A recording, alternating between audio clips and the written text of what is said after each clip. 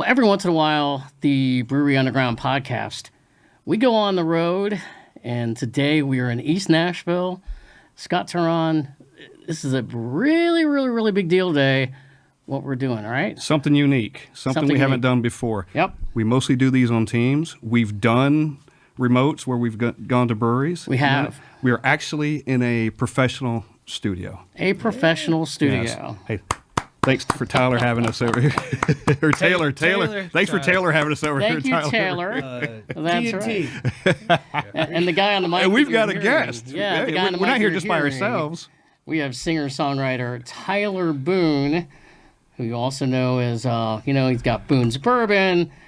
You're like Mr. Entrepreneur. You do everything. You're like a Renaissance man, aren't you? I'm just trying to pay off my student loans, dude. Couldn't get a job, so. Well, it is indeed a pleasure. I know Scott has met you a couple of times, and this is my first chance of meeting you today, but we're really excited to get you on. And, one thing that we do, we always start the podcast, drinking a beer. Yeah. Nice. And we've got some beer in front of us, and I'll tell you what, it's really timely because, it's Boone's Beer, which was just released recently. What a coincidence. Right? Yeah. What a coincidence. You just happen to have it here, huh? You guys want to crack one? Let's crack one. crack 'em. It's nice and cold. Yeah. Thanks for making it cold. It's called Homegrown Boone's Beer. Cheers. Cheers. Cheers. Taylor's got one over there. Oh, shit. Cheers. Oh, yeah. We made sure he was hooked up. Let's get a little. All over his keyboard. Let's do that. Cheers. All right. I've had this once already. This is Steve's first time having it. Mm-hmm. And Taylor, it might be yours. You got it at Frugal. I got it at Frugal McDougal's. Okay, cool. Both times. Nice. As a matter of fact, I went back today and got another 4-pack. I was running a little low. I'd given most of mine away. Nice. We drank some. Do you know Eric over there, the buyer? I don't know Eric. He's the beer buyer. Anyway, Really? Man, Frugal McDougal, I friggin' love those guys. There's a Frugal McDougal in Rock Hill, because North Carolina's a control state, so everyone gets their booze in Rock Hill. They drive down there from Charlotte and go back. And so there's the original Frugal McDougal's there, and I'm from South Carolina. That's where this all started. Yep. And so they all sell all of it, but the Frugal here, I mean, it's the Nashville one. Yeah. So every local brand or brand that just gets distribution in Nashville, they're gunning for that store. Dude, they support the living shit out of us. They all wear Boone's t-shirts. That's great. Obviously, they've had this one for a long time. The single barrel, they didn't even taste it. They brought it in. And when I had this, I was like, man, beer's so competitive in Nashville. Yeah. I was like, they're not going to take it. And I just showed up, and Eric goes, I don't need to taste it. I'll bring it in. I was like, oh, my God. So, and it made Lippman go, oh. That's our distributor, Lippman Brothers. The green trucks, have you ever seen them? Yeah. Yep. So, Yeah. Anyway, well, thanks for buying it. It's awesome. Yeah, absolutely. And you're like, selling beer stuff is easy, huh? Dude, I think the beer's going to be bigger than the bourbon. Yeah. Because everyone will try a beer. They will. It's it's quickly consumed kind of thing. You can get them, you can share them, but this lasts longer. But Yeah, people sip on that. absolutely, which is, go ahead, Steve. No, I was going to say, so the beer is a Pilsner. Yes. Yes, the American And- Pilsner, yep. Yeah, definitely. And so I'm really curious as to how long has this been in the planning stages for you to finally get this beer out? So actually, it's funny enough. It happened I was like, oh, cool, we're doing this podcast. Yesterday, I saw a memory on, memories on Facebook. 6 years ago, yesterday, we started the idea of it. Like, got the label, and the label's changed a little bit over time. The label used to look really similar to that, and then it changed into this, where it's got, this looks like the single barrel. I'm not sure if you had the single barrel. It's got the doggy on it. Okay. And so that's our wiener dog from growing up. Nice. And then it's a Palmetto from Charleston, South Carolina. Okay. Homegrown, very southern. Well, I used to do a lot of stuff with like Hootie growing up. I was fortunate to open up from a lot when I was like in college. And so they always said homegrown. And I thought, that sounds pretty southern. And so that's where it came from. But 3 years ago, we actually launched it. And so it's been out for 3 years, but entrepreneur stuff. We had a bad business co-packer who we're actually still in legal battles with, and we're gonna win. But, Yeah. But they're so screwed. But they tried to get involved, and they kind of ruined it. And it was with Holy City Brewery. And so the beauty of it was Holy City Brewery is the biggest brewery in South Carolina. I know the owner, and he was like, dude, let's do a collab with Boone's Bourbon because you guys are kicking butt. He made us the recipe, and so I didn't have to hire anybody. He just goes, I'm going to make it for you. And it first came out with Holy City, and then we had to stop it because it got all weird with that ex-co-packer, and we're all cool with Holy City. They're like, hey, man, you know what? We're going to stop it because it's a little weird with this person, but how about you keep the recipe for free? And we're like, what? No way. And so then we had another brewery called Tradesman in Charleston. they just weren't doing well. And dude, I would never start a brewery or a distillery unless I was rich, because it's so much money to keep the lights on. Sure. And so now we're with Columbia Craft Brewing Company, Peak Drift. Yep. Which is on the can. Yep. So Peak Drift is just like Bardstown, where we do a single barrel, just a massive facility where everyone's making their beer out of there. Yeah. Because they can make it the price point cheaper, and you just be more competitive. And so it's in Columbia, South Carolina. They own Columbia Craft Brewing Company. That's their brand. But Peak Drift, that does like Island Coastal Lager. They're from Charleston. Okay. It's my buddy Scotty Hansen. That's his brand. And they do, High Rise, the CBD, THC. Yeah. They're from Charleston too. Okay. So they're just making a lot of stuff. So that's where this is now made out of. So they're like a contract brewer. Yeah. But it's our recipe. It's our brand. We just pay them. And honestly, it's the best move we ever did now being with them, because they're so big. It's like, oh, cans aren't that. It's it went way down once we got to them finally. So it's great. Yeah. It's 5.4%. Really nice ABV on this thing. It's delicious. Yeah. Taylor, what do you think? It is really It's pretty good, isn't it? Yes. I love it. Yeah, it's a great Pilsner. But it took 3 years to kind of get where we're at, because also the biggest thing is distribution. You could have a beer, but if you got Joe Schmoes with a license at the end of the street with a small truck, the bigger stores like, man, I don't want to open up a new contract with a distributor. Just go get the big guys. And you're like, oh my God, I'm trying. And so now that Littman picked it up in Nashville, that's why you see it everywhere now, because they're awesome. How does that happen? Like, do you interview distributors and talk to them, and or just kind of see who's interested? You email the hell out of them. Go, please respond. And sometimes it's like boom, and sometimes it's like, it's the bigger distributor. Sometimes it's corporate-ish, or it is corporate, and they go, hey man, fiscal year's next year at this time, and you might miss the deadline, and you're like, shit, I gotta wait. And so in South Carolina, we had a distributor that was statewide called Holy City Distribution, and they were stealing money from everybody, including us. And so they went under. And so then we were only distributing in South Carolina and Rock Hill. Well, I'm sure you know this. Beer is different than spirits. Spirits is usually statewide, depending on the state. Tennessee, it's not, but we opted in for Littman to take the whole state for us, but because it's in section, it's a franchise state. But in South Carolina, it's just one, right? And so for spirits, but for beer, it's every section. Yeah. And so for a minute, we were just with, it's called, oh my God, why am I having a brain fart? Who's our distributor in Rock Hill? They're the biggest ones. Comer. And they're the Miller House. And so that's big deal for us, because every time I go to Rock Hill, it's like we're a rock star, because I'll walk in, hey, I'm the owner, I just want to meet you. And they go, oh, we've had this for, I'm like, whoa. So distribution's a really important thing, but, not to get so much on distribution, but RNDC is who we have in South Carolina. RNDC is like one of the biggest ones in the country. They're now getting gutted. And, Reyes is a big beer distributor. They just ended California. They took Brown Forman from them. They took Tito's from them, which is Jack Daniels and all this stuff. And so huge. RNDC is now leaving California. They just announced yesterday, September 1st. So it's just a cutthroat game. Distribution, you could be killing it, and the next thing you know, they might lose their biggest contract, and then you were a part of that, and they go, hey, we're out of business. See you later. It's a wild thing. And it's a 3-tier system, so the money goes 3 times. And so sometimes the brand always gets screwed, because the money's still coming to you, and maybe all of a sudden, maybe the account didn't pay for it, the beer store, and then you don't get your money. Sure. It's wild. So. Well, saw you posted pictures on Instagram of your beer at, he said, got it at Frugal McDougal's. I'm assuming you went in there, you probably looked around like, how much exciting was that for you, being in Nashville, and you walk in there and like, I see my beer. I went 3 it's in times. Nashville.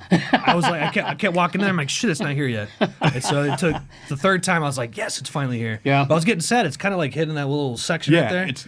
And I was like, yeah, it's not here. Oh, there it is. Thank God. So when I went the first time, it was last week, and I'm walking through, and you said it was there, and I was like, shit, they're sold out, or I can't find it, or something. So I wandered, and I go. And hence the little video I made. I don't know if you saw. I was there it is. He's got like, I think like 4 cases always at one time. Yes. But I mean, I want to get the kegs in there. Kegs are cool. And you were talking about a really cool tap house or something. Yeah, so Deep South Growler, they have 2 locations, one in Murfreesboro and one in Lenox Village. They're local to me. Like, I can walk to their place. That's cool. And they do kegs, so I mentioned it to them. The Hoppin' River North place down on the river right there, that's got 60 taps. They followed us on Instagram today. Did they? Okay. Nice. I sent them a text and said, hey guys, just Yes. at least create a demand or something. Maybe if you don't have kegs yet, ask for them, and then Littman pays attention. And yeah, totally. They're seeing that. So my buddy Kevin Lilly, who runs Fog Street, where we met at that big party, Taylor was there too. It was snowing. I've known him for years. He's owned a big brewery. He owns a piece of, I believe, a Nashville beer, but he's owned Brothers Brewery, did like 311 Hootie and all that. He told me a good like quote to remember. He goes, man, no matter what you're doing, if you're stressed out, if the account wants it, that's gold. Because you can be like, oh man, no, my distributor hates me, but if you can get the account to go, I want it, then the account goes, wait, what? Okay, sure. So yeah, if I can get the account to love you, that's a big deal. That's it. Because I know talking to them, the owners of Deep South Growler, just in general, just regular things, and she's like, yeah, I can call up so and so distributor, and hey, they can see what they have, right? Yep. Like, I want that, and they have to give it to them. Yeah. So they want it, or ask for it, or demand it, kind of thing, and hopefully raises your demand. And it does. It's pretty wild, man. You could be a distributor for a long time, and if you're not hitting the road, like if you're not hitting the pavement hard, the reps usually don't, unless you're Jack Daniels or something. I mentioned them earlier. If you're like the big guys, then yeah, because I know it's easy to sell, they're going to do it. You could sit in a distributor for like a year and be like, oh my god, we didn't grow at all. Unless me and my dad used to think that. We're like, oh, we got a distributor, it's over with. Sure. And a lot of brands think that, and you're like, no, you have to do it every day. Yeah. And then eventually, you start getting fans-ish, and then all of a sudden you can't knock it. You know what I mean? Yeah. And so when we came out even with this, we had people were hating us online, and then all of a sudden we're like, well, we're selling a ton of it, and then people are like, no, it's good stuff. So I think the last ingredient is time sometimes. You just got to let it naturally. Sure. You got to work your ass off, but you got to naturally like let people go, no, I like it. Yeah. And then that's cool. And like you said, you can't let it sit, though, either at that distributor. You've got to be out there in front of it. A beer expiration date. Yeah, that's what This you're right. does not. You're So right. That's a good So you point. got to sell this fast. That's right. You want it fresh. Yeah, totally. Because people will look at what I've learned and go, oh, it's fresh, man. They'll look at the data, go, oh, that sucks. Yeah. Because what if it's been sitting there forever? And they'll go, oh, this is gross. No one bought it. Yeah. You know what I mean? So And if somebody gets a beer that's old, and we've had these conversations. Oh, yeah. And they're like, oh, this beer sucks. it's got a whole bunch of yeast in it or something. Yeah. Yeah, like Tyler, you make a bad beer. It's Falls not that, flat, man. It's the yeah. name. It's been This sitting on the dude shelf for a year. sucks. Oh my gosh. How dare you make beer? Yeah. You should leave town, dude. You're not allowed in Nashville. Yeah, you're not allowed in Nashville. Can art is such an important aspect of any brand. I mean, we've talked to so many brewery owners, whether in this area or whatever, that have talked how meticulous they got to be in trying to figure out, like, the can art. Yeah. How many people were involved just in trying to figure out this can art for your beer? 2 people. So, and I'll tell you a funny story about the back of that. So, my friend Shannon Duke made all the Boone's Bourbon stuff, and this has always been what we did. We had like one tweak once. We've changed the back a lot on the bourbon, and now you can actually see it. It's got a guitar pick there. It says BB. It's cool. It's got all the awards on it, and it's got a cool QR code. Whatever. This is fun. This has been changed a little bit now, but the beer, pretty much, it's always been this. We do have a Tennessee Star one. Eventually, I'm going to do. Once we can kind of get more accounts, I'm going to tell them, hey, I don't want to send out a whole bunch of Tennessee beer and it's sitting in South Carolina. But then one day I'm going to take this out. It's already designed. We'll have like the the ball with the 3 stars in it. Yeah. Mm-hmm. So eventually we're going to change that. But this right here is a funny story. So my friend Paul Kelmus, Shannon Duke started the beer, and then my friend Paul Kelmus finished it. He wanted, and Charleston's just kind of a hipster town, like, indie rock, whatever. And so he thought it'd be cool to put a picture of me as a kid. I have a twin brother. I sent the wrong picture in, so that's my twin brother. So did I ever tell you that? Yeah. So That's great. Does he know it? Yes, and if he ever pisses me off, I'm like, dude, you're on a beer can. Yeah. So that's called your cola.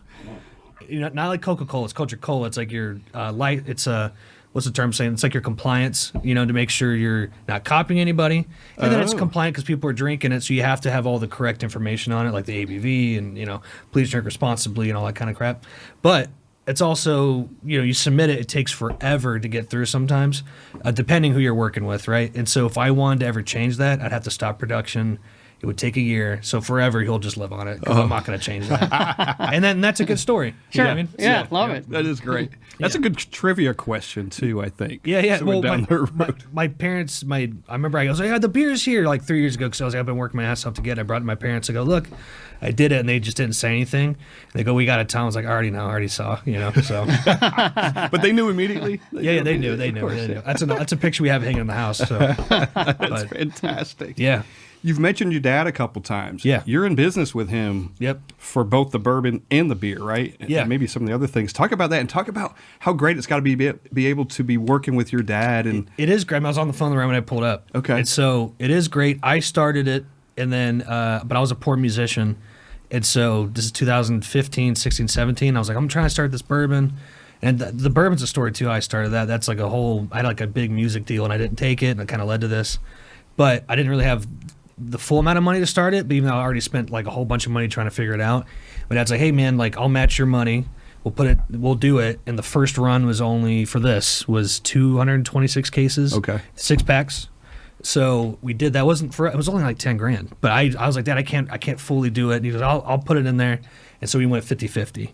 And so it was a rough start in the beginning because my dad was like chief of ICE, Border Patrol, very like, kind of militaristic and like, "You can't talk to me like that." I'm like, "No, Dad, I'm just saying click reply on your emails, man. Like that's all." Like I'm not mad at you. And so it took a long time to get that dynamic. Yeah. And then we raised some money on Start Engine, where it's Yes. like Kickstarter.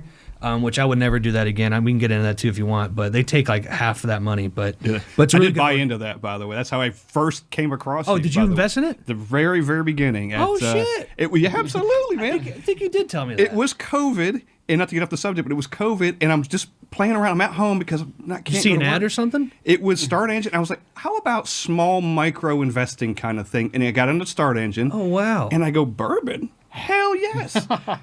And it was like $2 a share or something at that time. And I was like, and I got 50, and I was like, I was being cheap, I guess. And then I was like, what the hell am I doing? Let's get some more. So I bought another 50. Wow. So I mean, it was like, yeah. Did you so get your certificate? I got 2 certificates. Good. For Yes, remember my dad signed all of them. The issue with that is that legal battle we're in, which I don't care. I'll talk about it all day. They screwed us and we're in legal battle. So there's a whole bunch of incentives we're supposed to give people, and a lot of people got their stuff, but it just sucks when like a fan goes, "Hey, where's my T-shirt?" Or like, "Hey man, like it's coming. We've announced it like a million times. It's give us a minute." And so there's some T-shirts and stuff that people still haven't gotten yet, but we got barrels for people and hats, and it was really cool. So that's awesome. I would say this, man. I think it was the best marketing campaign. You know what I mean? 'Cause they take a lot of that money, and they really don't tell you that up front. Yeah. And so at the end of it, we're like, "Hey, we raised like 300 grand. We could have done like 500K." But then the raise got stopped in the middle of it because the crazy ex-co-packer, they reached out to him, "Hey, this is our money. We need our money." They're like, "Wait, there's another owner?" And so it freaked out Start Engine. Okay. And eventually our lawyers got involved. No, these people are crazy. We're suing them. It was wild. It was such a cool thing, though. I literally was just sitting on my back porch one day and like, couldn't work. That's So cool. it was like, That's how it starts. And I was like, Yeah. And it led to you sitting here today because of it, because we had a conversation kind of, just over about the thing. And then, hey, you want to come on the podcast? By the way, I had already had the bourbon before I even started talking to you. I thought, because I was like, well, I'm an investor in this company. I should go get the bourbon. Wow. Delicious. Well, I've already That's been through killer, a bottle man. of it. I'm blown away. I'm That's telling you. so cool. I'm not just blowing smoke. cheers. I'm telling That's you. really Absolutely. cool. Cheers, man. And Fuck we yeah. appreciate you. Well, the goal is we're trying to get a bigger investor to get it to the next level, and then we're trying to sell it. Yeah. That guy. There you go. Bigger the guy. investor. Yeah, always got to think bigger and better. That's right. It's that guy right there. Yeah. Well, we're always talking to investors. Sure. Yeah. But I hate rich people. They get you on the phone and they're like, "Yeah, totally," and you're like, "Let's do it." Yeah. And you're like, well, so it's interesting, but we'll get there. I think it's year 7, man. So I think by year 10 we'll be in a really popular spot. You've got the notoriety out there, man. That bourbon right there. We'll talk about it. You've had the bourbon, right? Yeah. Yeah. You're gonna have some more. As a matter of fact, as we're talking about it, we might as well go ahead and put some in some glasses. What do Sure. you think? May as well. Oh, these are Uncle Nearest glasses. Well, I got different ones. I got one of my National Bourbon Society Bellamy. I kind of collect them from different Oh, very cool. distilleries I go to. Who's the guy that runs the Nashville Bourbon Society? Jay Spicer and Adam Terry are the two guys. Okay, there's another one with a guy named Sinclair. That's for Taylor. Yeah. Well, dig your home. You're working hard over there. Yeah. What are these? I can't say no to your bourbon, man. Cheers. Absolutely not. Here, and you have this one. I have it all the time. Okay. Or I'll just drink from the You bottle. just want the bottle? I could tell you the mash bill on it if you never had it. If you had it before. I have not. This He is is my not. first. So, Okay, well yeah. this is our cash strength. I feel like I'm doing a tasting right now. Homegrown Boone's bourbon, cash strength. Doing this for 7 years. This is our money maker. Where because the price point, I'll get to that because I think the price point's a science too, and especially with this, like we kept this at a really good one, I think, for the 4-pack. Yep. So this 117 proof cash strength bourbon, 75 corn, which is a pretty normal cut, 21 rye, 4 barley. I enjoy rye. I'm not really a big weeded guy. I was obsessed with Bullet Rye in 2015-16, where I was working at Cork Dorks. I was just like Were you really? I was just like a box guy. I hated that job, but that store loves us. There's a bear when you walk in there on the wall. But, Yeah. But I was like, Bullet Rye, this is cool. But I was like, but if it's a bourbon, it's got to be majority corn. I was like, well, I definitely want rye. And I was going to do 75-25 rye. And then our distiller at the time, the first owner of that distillery before it became that other crazy person, they're like, hey, let's do 4% barley. And so that's where the cut ended on. So you're going to get sweet on the front. Definitely the proof. You're going to hit the proof on the front. Yeah, but it's good. But on the back end, it's not going to taste it because we do secondary finish it. 21 rye, a little spice, bar, a little vanilla nutty tone at the end of it. But cheers. You're not going to really take it from the Cheers. bottle. Definitely a rye guy, man. I love rye. I think rye. it's the best in cocktails. Yep. Yeah, I love playing around that anywhere from 110 to 120 proof, depending on the whiskey, because some drink hotter than others and some don't. Man, that is really nice. I'm not kidding. That is. So the secondary aging process, I already told you about it? So the secondary aging process, it was called the Terra Pure process. It's a proprietary process, been around for like 30 years. It's no longer around because they went out of business, but it was from Charleston, and Bardstown used to own a piece of it at one point, and they offloaded it, and then they went out of business because they were making all the Total Wine, because Total Wine owns all their brands. I don't know if you knew that. Like, over 50% of their brands is Total Wine. I did bring another Thanks so glass. much. And so the guy that owned it goes, I'm done doing Total Wine. 6 months later, he went bankrupt. Wow. Which was really not smart, right? And so, but that process is still around. They just can't call it the Terra Pure process anymore because it's, someone owns the patent to it. But people replicate it all the time. There's a guy in Start Engine that does his own in Ohio. He does like a pressure cook one, and then Blanton's does like a steam version. And so what it is you take the juice in a big vat, the staves of the barrel, and with ultrasonic waves, hot and cold, it comes out tasting older. But you can't change the age statement. But it also keeps it consistent. So most brands out there that are huge and if you go to Arizona today, we're gonna see High West and Bullet and Whistle Pig. You're gonna see all the normal ones, right? Sure. They're all using it, but they don't want to tell you that because the old guy from Tennessee's head will explode for 40. I've been drinking 40 years, technology. Right. And so, but we're super transparent about it because you'll get destroyed on YouTube for sure. But that's what it is. So that's why this doesn't taste like 117. And so the reason we got all these awards, and last part of the spiel, just because you never had it before, it won Top Secret in Forbes, Platinum LA, Double Gold New York 2 times, and Double Gold San Fran. We beat Blanton's. Yep, I got that written down. Hell yeah. Yes. And so we think so. Some guy at the San Francisco one, which that's the biggest one, goes, I think you guys are winning so much because you have characteristics both of a young and an old in the bottle. Sure. So it's just I would say funky, but some guy goes, oh, say unique. That's a better word to say. And so we think that's why it's so unique, But the price point, it's always under $40. It Yeah, is. yeah. Frugal had it for $36.99. Yeah. Killer. Man, It's a killer price point. People go and buy bourbon sometimes, and you think price dictates how good something is. That is not the case a lot of times. Sometimes you pay for the brand name, and sometimes, man, there is a lot of killer shit out there at that price point. Sure. Yeah. And all you got to do is find it. Yeah. Yeah, look, I'd rather spend $40 on something I'm not sure about Exactly. than $100 on something I'm not sure about just because it's $100. 100%. Yeah, I think some brands think if it is more on the retail, that the customer is not that smart and they think it's going to be better. Mm-hmm. And the customer's like, no, dude. But if you see it online a lot and you go, oh shit, it's under 40. If that was 50, you might not grab it. Right. But if it's under 40, you're like, screw it, I'll take a stab. Everything at is it. about marketing, isn't it? Yeah, it is. It really is. I will say, and what you described is completely accurate. It is And delicious. My biggest takeaway is, after drinking it, I'm like, you know what? You want more. Yeah. I mean, no, seriously. It's Luckily, like, we have a whole bottle. Yeah, well, yeah, I don't know if I'll be drinking it all tonight. I don't know. Taylor's been dipping into it a little bit. He might want a little more.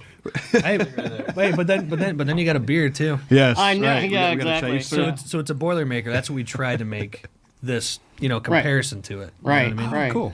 Like that's when we told Holy City, we like, what do you want? I'm like, well, we want a light beer. I don't want like a stout. I think you'll have one of those and you're done. Yeah. But if you get this, you might have 4. Yeah. Right. But you try to replicate it. Is what Sure. They try to do. Yep. So And we're going to jump around a lot of questions tonight. Sure. But let's go back to your bourbon, because you mentioned about the number of awards that you've won, some on your website. Is there one particular one that stands out that you are most proud of all the awards that you won? 2 of them. Yeah. So Top 6 World in Forbes, we won the Double Gold New York. remember I was laying in bed. It was COVID. I was in Hollywood because I was like, I'm in Hollywood. I'm here. I'm a musician. And it was like a terrible time. I was like dude, I was right in front of the Scientology castle. Like the dude from the 70s show, you saw him like crying all the time because he was going to jail. Like it was a weird place. And so, and I can get into that too because I was living right there. Like all the actors lived there. And then I was like, wow, this is exciting. And then COVID happened. I'm like, man, this sucks. I'm just stuck in my apartment. It's really gross outside.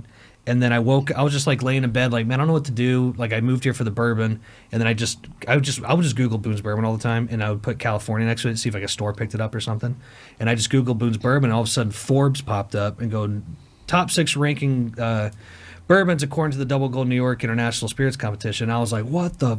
And all of a sudden, dude, all these distributors who didn't want to pick us up, they picked us up like the next day. I was going to ask that. I mean, what does that do? I mean, well, it's so silly. Yeah. It's the same juice, but as soon as you get that award, we'll pick you up. Yes. Yeah, we'll pick you up. Mm-hmm. And so now it's pretty much all over the country. Well, and so the next one was the Double Gold San Francisco, which I was dying to win. And Double Gold is best of show. So that means like that's the top one. And so when we got Double Gold San Francisco, we beat Blanton's. And even like some of our distributors who weren't not even that behind it, but they picked us up, they were like, oh shit, like you guys are actually kicking butt. We're like, well, it's the same juice as before. Sure. But the cool thing was Canada called us that day. And they go, hey, we want to pick you up. Now, the deal never happened because it's rough. If you go up there for tobacco or any spirit, sure, this is $40 here, and it's like $90 up there. Wow. I don't know how people get drunk up there. You know what I mean? Like, isn't that crazy? Yeah. And so we didn't do the deal because we were going to have to pay to be in Canada. Yeah. I was like, well, I'm not doing it. You know what I mean? I was like, you guys pick up everything else. I'm sure they don't pay to be up there. And then the same company that wanted, like, it's called the LCBO, the same agency that wanted to pick us up through that, then they picked up Nashville Barrel. And I'm like, I know they're not paying for it. Right. You know what I mean? Yep. So maybe we were just small and maybe they thought that we didn't know anything. But those are the two favorite ones, is the Tops in the World with the Double Gold and then the Double Gold San Fran. Do you feel more pressure now as to how do we top ourselves, or do you just go steady as she goes, keep on going? Second one. First, I was like, we were trying to prove ourselves. Like, dude, when we first came out, this YouTube channel called Rock Gut Whiskey, like, posted it. They live in Milwaukee, and they posted, oh, this thing's terrible. But my friends, I remember I posted on Facebook, look at these guys like making fun of us. And all my friends, like all my buddies were like making YouTube comments like, screw you guys. Like it was all this drama. Of course. And then it was just like, man, that sucks. Where people it's like father-son brand. We're just trying to do our thing. Yeah. But I think when people see a bourbon, they think like, big distillery, all this money. And so in the beginning it was rough, but now with all the awards and stuff, we're kind of just got our blinders on and people know it tastes good. And now we got the single barrel. And, now we got this, and it's kind of funny. People that never wanted to try this, but try this, now they're going to go buy this. Yeah. Oh, it's cool. So yeah. I think it's like being a musician. Sure. And Taylor knows this too. Like, if you just stick around long enough, oh, yeah, I know Tyler. You know what I mean? And that's kind of where we're at. Something's going to happen. Well, it's just, like I said before, I think time's the last ingredient sometimes, Yeah. Because a lot of people start music, or they start a brand, and in a year they go, holy shit, this is hard, and they give up. You know what I mean? Yeah. So, Well, yeah. Talk about that, too, because a lot of people, and you see the commercials, and you see these celebrities running around, and they just stick a name on a brand. Right? Talking about like a big artist or something? Yeah. And I won't mention any names, not that they're coming on this podcast, but but they've got big whiskey brands, and they've got big, just big spirit brands, and they're just lending their name to it. They're getting paid for that. Yeah, they're licensing it. Yes. Mm-hmm. But you're not doing that. You're actually hands on this thing. Yeah, totally. Since day one. Yeah, well, a lot of people assume that sometimes where they're like, let's say they're just from somewhere else out in the country, and they go, they always think I'm a country artist because my name sounds pretty country, Tyler Boone, And so I'll see reviews, country artist. I'm like, you didn't even listen to my music, like what? But who cares? Whatever. Mm-hmm. But a lot of people, they assume that. And then eventually, I think when they kind of peel the onion a little bit and go, oh, no, they're actually running it. Yeah. Then people go, oh, wow, it's a father-son thing. Right. And then it's cool. But, dude, there's always, we could talk about a million of them where the artist is on it and the artist is, like, sober. And you're like, well, they didn't do anything to it. And I think you know which one I'm talking about. I do. Yeah. And there's some of my favorite artists. Yes. Totally. And they're doing commercials for the brand, and I go, yeah, but you know what, man? If you were that guy, after everything we're talking about, you're like, oh man, it's money. Yeah. You know what I mean? So the rest of the band is partaking. Totally. Yeah. But there's some good brands out there that are with artists. But one that blows my mind is, which I don't think is that great. I don't care if I say it, Terramani. I don't think is that good at all. but it looks like Casamigos and it's $20 cheaper, and that's the rocks. And he sold. Oh, is it? Okay. He sold 1 million cases, so people are buying it though. They are. Yeah. You know what I mean? So I think it also just comes with how you market it with the artist too, because I think The Rock really did market it well, where he's like out there in the fields cutting the agave plants. He did the thing, yeah. But some people, they just put their name on it and they go, it's going to sell, and it doesn't. Right. There was an AC/DC one I remember just going through distributors like in California. I was flying to San Francisco a lot trying to get like a distributor, and just hoping to God they would take it, and they never did. But they had the AC/DC one, and I remember it came out and it completely flopped. You know what I mean? Yeah. The bottle was stupid. It was like a guitar, and I'm like, dude, no bar is going to put that in their well. Right. It doesn't fit. It doesn't but work. I think they think if there's an artist on it, it's going to sell. I'm curious about. There's two. Maybe it's. I think it's the same brand, but Megadeth and. Oh yeah. Iron Maiden Yeah. have one. I think it might be the same umbrella company, and they've kind of got It's the their beer, right? Yeah, it's the beer. Yep. Yeah. I know I've seen them marketing, like their pictures are on the commercials and things, but I don't know how much involved they are. Yeah, they're probably just getting licensed. Yeah. So when I used to run the Shinedown studio, the band Shinedown, Yeah. I used to help run their place for like 8 years out of Charleston. They've done a lot of my music too. They used to send that to the studio. We used to have them like all in our window right there, and it was just a regular. I think most of the time that happens, those kind of breweries reach out. It's some kind of deal, and they're just repurposing some other beer. Probably so, because the artwork is really cool on them. It is cool. Think about Megadeth and Iron Maiden. It's all the comic book shit. I've got a big old. Somebody gave it to me, like a canister where a big old bottle of their beer came in. And it's got the Megadeth. Eddie is their symbol on the front of it. Yep. It's like and I keep it on my top of my beer fridge in the garage because it's a cool. It is cool Canister, but that's kind of what you. And I've had both beers. Yeah, that was a long time. That was like 2016 or some shit. I think you can find it like Cool Yeah, Springs Wine and Spirits. I think you can find the Iron Maiden one. And That's cool. And the Megadeth Well, I one mean, still. Metallica does a whiskey called The Willet, yeah. Blackened. Blackened. Yeah, but they use guitar waves to age it. When you buy, You know what I mean? when you buy the bottle, it has a QR code on the back, and you can scan it. It'll tell you what songs were played to the bottle. They're probably just balling it and it's playing on a speaker. It's just like That's the all it's workers going on. like playing Enter You got Sandman. Nothing Else Matters and Fade to Black. And Whatever. Hey, but they sold a shit ton of that. Absolutely. They did. Absolutely. We did. You ever been to Bourbon Beyond or Louder Than Life in Louisville? I've been to Louder Than Life, yes. So we've sponsored before. I played Bourbon Beyond too, and that's the coolest festival. And obviously, all the time, Blacken's there. And Metallica played one year, and I remember I played Bourbon Beyond, and then the next weekend's Louder Than Life. It's the same stage, and I had to come here to play Americana Fest, which Americana Fest is such a drag sometimes to play. But I came here to do that, and but I'm not trying to talk shit about Americana Fest. I'm just saying that they'll put you in a random venue, but you always say yes because it's Americana Fest. So I don't know. Right. I don't remember where I was playing, but I was like, "Hey, Dad, I got to go," and we're backstage Metallica, and my dad was like, because he had his pass because we were a sponsor, and he's like, "Yeah, I'm Guy Kirk Hammett's right here." I'm like, "The guitar player, Metallica, you're behind him?" He's like, "Yeah." I was like, "Holy shit, that's so cool, man!" That's so cool. Because I was a big Metallica fan growing up. Yeah. So Yeah, same. And he's got like a solo thing going on too. He does? Yeah, he's got a little solo thing. As a That's matter of fact, cool. when they were playing here recently, yeah, there's like recently, yeah. yeah, because they played a Thursday and a Pantera Saturday. opened up. Yeah, on the Thursday, Yeah, and then yeah. Saturday it was Limp Bizkit and Ice Whoa. Nine Kills or something. So they had two different set lists and two different opening acts. God, Limp Bizkit. But the Friday, I think Kirk was somewhere locally playing like some of his He stuff. did the Gibson Garage. That's what it was. Yep. Okay. Yeah. I saw that. Cool stuff. I'm a big guitar nerd. So. Yeah, you shred, by the way, too. Oh, thanks, yeah, man. absolutely, man. You got to check out. You probably have checked his stuff out. Yeah, I've Oh, he listened to the music. It's good. shreds. Yeah, Thanks, man. It's good. Definitely, Shreds. I'm definitely a blues guitar guy. Yeah. So. You know, it's funny. I sit there and think, obviously you're in the music business and you've toured with a lot of different people and stuff like that, but I would imagine, I don't know if starstruck is necessarily the right term, but when your bourbon became really big, were there any artists that you're out there on tour with and all of a sudden they're coming up to you that maybe had they not known that you did a bourbon, they wouldn't be as forthcoming with you, and they're like, "Oh man," you know. I think when the bourbon got bigger, Yeah. then artists were like, "Oh shit!" Yeah. It took me more seriously. Yeah. Yeah, Because anybody can make. I mean, this is a studio. sure. Anyone can make a record now. Yep. And so everyone could be an artist when they're not really artists. Yeah. And so you know They can do it under their sheets, right, Taylor? Yeah. Conversation we had earlier. 120,000 songs drop a day, right? And so what I'm saying is now being an artist is just like so common. Yeah. And so I think when I came out with this, it was like, oh, he's serious. You know what I Yeah. mean? So I think more people took me more serious after this came out. You know Yeah. what I mean? Especially that you've got this that you had to push to get that to Tennessee. I'm sure you're still striving to get it other places. We'll get to that. But not only do you have this and that, you've got a single barrel you mentioned earlier too. It's a collab with Bardstown. Yeah. So to your point, it's like we're not just laying on one thing. We're not just sticking with one thing. We're going to keep growing this thing as much as we can. Plowing ahead, you know? Yeah, well, I think it makes it more exciting. If it was just still this, it'd be like, oh, that's cool. Yeah.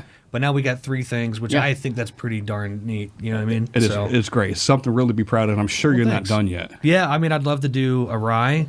I'd love to do one day like an actual aged beer in the bourbon. That'd be cool. In your own bourbon barrels? That'd be neat. Wouldn't that be cool? But you got to have the money to do that. Yeah. I wanted to go back to the beer. I mean, I know we're jumping around because, you're like I said earlier, you're like the Renaissance man. You do so much. But, being a beer podcast too, I sat there and going, man, so you got this beer. It's a Pilsner. Mm-hmm. What else is coming next? I mean, you got more craft beer options coming down the line? Well, I'd like to do the bourbon age thing. Yeah. But at the moment, we got to prove this one because it's been 3 years doing it, but distribution just basically kind of started up again. Well, for Tennessee, it was 2 weeks ago. But for South Carolina, I just got the whole state. And, man, we're with a wine distributor that has a beer license. Yeah. And they are hustlers. Yeah. And so, sometimes you get with the big distributors and nothing freaking happens. So it's just like you just got to kind of find your place and stuff. And so now that this is starting to kind of get a thing of its own, Untapped, I saw your Untapped. Uh-huh. What do you call it? Brew Yeast Works? That was you, right? Yeah, that's my you, home. Right? Yeah, my home brewery is called Yeast Infection Brew Yes, Works. yeah. So I was looking at it, I was like, huh? Yeah. Oh, that's him. Yeah, I knew it was you. So when I check in at home, I just check in at Yeast Infection Brew But Works. I love Untapped, and then every day I get on there, I'm like, shit, we're getting more placements. Yeah, we're both on it. We talk about it all the time. It's the shit. Yeah. And I think it shows people, like, once you get it. So we have 3 accounts, by the way. I don't know how that happened. Really? There's 3 different Boone's beers. I gotta find. There's one called Boone's Bourbon, and there's one called Holy City. People still posting that one. And then there's the Pilsner. But I don't give a shit. People are posting about it. Yeah. But the next thing, man, I think the biggest next thing is I just need to get this in a lot of bars. You know what I mean? Because stores are pretty easy for us because I do tastings like 3 or 4 days a week if I'm here. Yeah. And then next week I'm back in Kentucky doing them. Where I stand there at a store and go, hey, taste my stuff, and I always sell because I say I'm the owner, and people are like, well, it's crazy, and I sign them. Yeah. And so with this, my goal, well, it's easy. All my store accounts picked it up because I'm like, oh, cool, you'll be here anyway. But bars, I'm like, man, I really need to, like, if I can get, 40 bars in Nashville, they'll be buying it every day. I'm going to go knock on the doors for you. Be like, get that cool. Boone's beer. Yeah, we're putting the word. We're putting the word out already. Hey, man. I got a buddy. He's my friend. I know him. I met him yesterday. Hey, you know what we got to talk about? What? We got to have the in-depth conversation because we do it a lot on the podcast. The Untapped app and the rating system. Yeah. What do you look at? I mean, you're the entrepreneur now with the beer. Some dude gave me like a half star the other day and said, "Meh." Punch that guy. And it was at our biggest bar in Charleston. What does he know? He probably don't even like pills. Oh, dude, he's probably just some freaking loser. No, I know. But he's probably a Red Sox fan. Yeah, there you go. Probably a Cardinals fan. Cubs fan. You guys are big baseball guys. Yeah. I grew up in Cincinnati. I'm a diehard Reds fan. Nice. So, Well, I think that.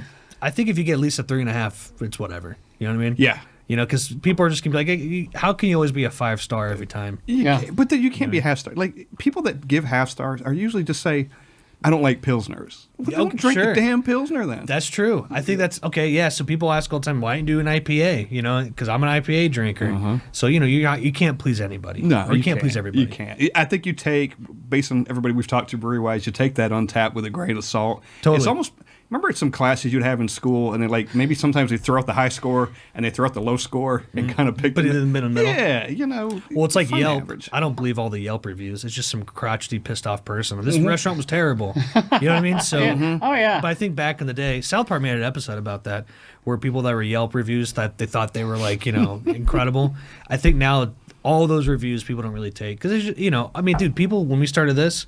They used to go to other competitors. I don't know why they did this. They would give us 1-star review on Total Wine.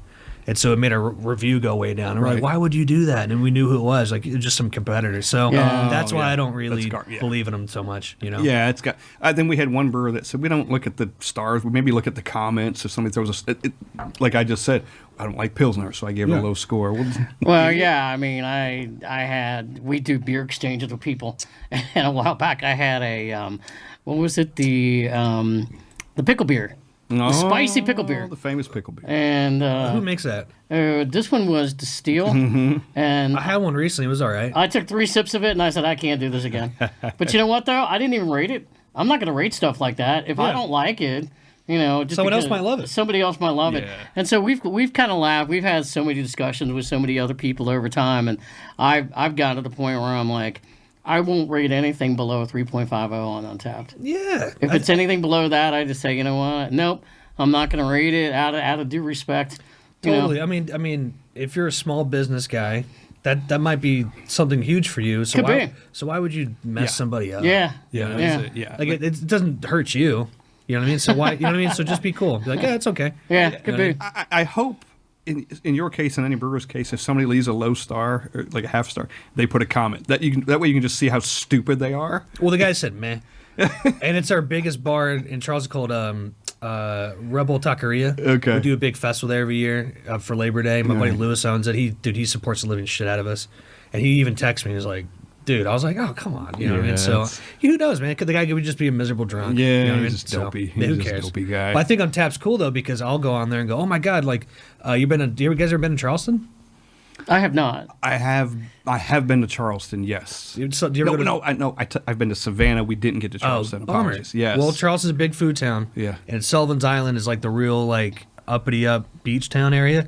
And today we saw Pose is like a famous spot. And like we're in Pose today. So I love Untapped because I can go, oh my God, we're moving. Yeah. You know? Have you checked your Untapped? Because Untapped's got other features too. And one day we'll talk about it. But didn't know that. The Find It No. thing. So there's a Find It thing on the app where and I don't know how accurate it is. I don't know if people have to put it in there for it to find it.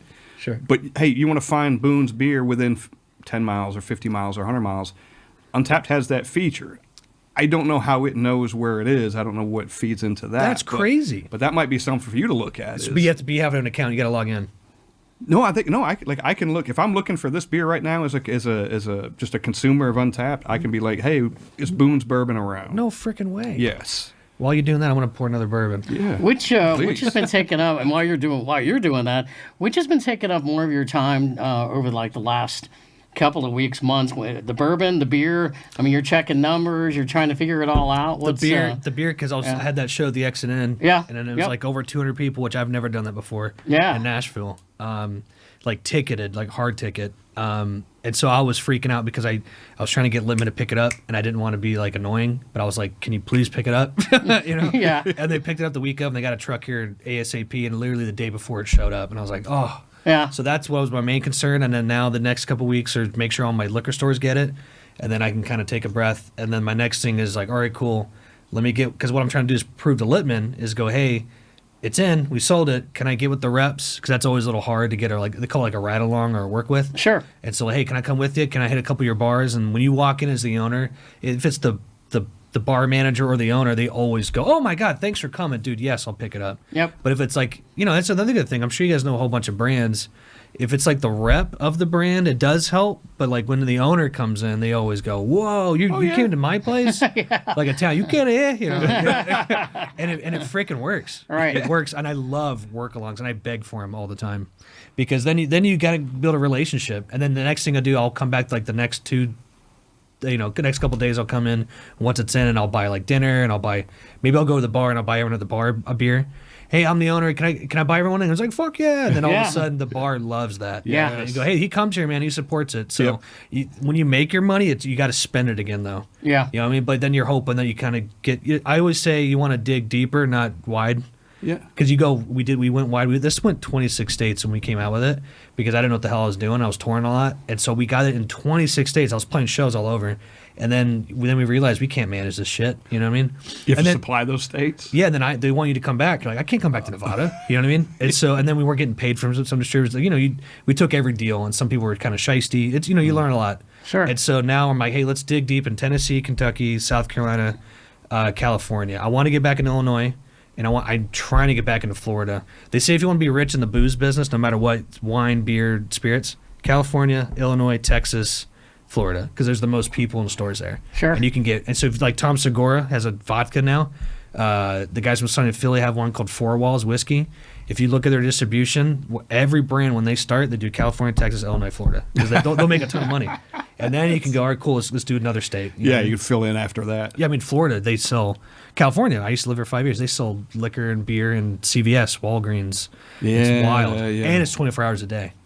So that's a different thing. Yeah. So you can just get more accounts automatically. Grocery stores. It wasn't here like wine you couldn't buy in grocery stores for a very long time. Yeah, not till I'd say recently, 5, 6, 7 years now. Yeah. Well, let me ask you this, just because you guys are got your thumb on the pulse here. Then they just kicked out THC drinks out of bars. I've heard that. Yeah, same really? law. Yeah. They just kicked that out. And so I mean, like, do you guys ever mess with those kind of brands? No, I haven't. No, I haven't done that. I haven't done the non-alcoholic stuff. No, I don't understand. We've joked about it. I did. We did last year, so we were. It was just a fun thing we did. I did what was called the cider and seltzer tour for a summer.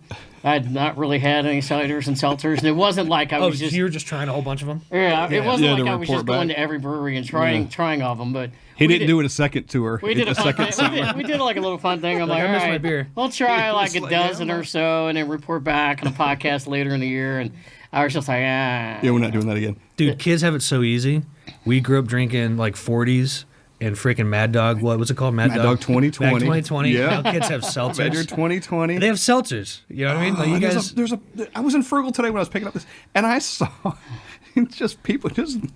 You could tell they're tourists, right? Coming Sure. into town. They just got into town, and they're picking up their high noons and this and cases of this. And I walked by this couple and get the watermelon. get That's the all they buy. Babe, I don't like strawberry. You know, Oh my like, God, man. yeah. No. I just don't understand it. But I've there's yet to find a huge market. seltzer that I actually liked. High Noon's the only one I Yeah. like, but it's expensive. Well, Is it? It's $20 a pack God. for 4. That's yeah, insane. I tried the High Noon. I was like, the only one that I could go in on a little bit.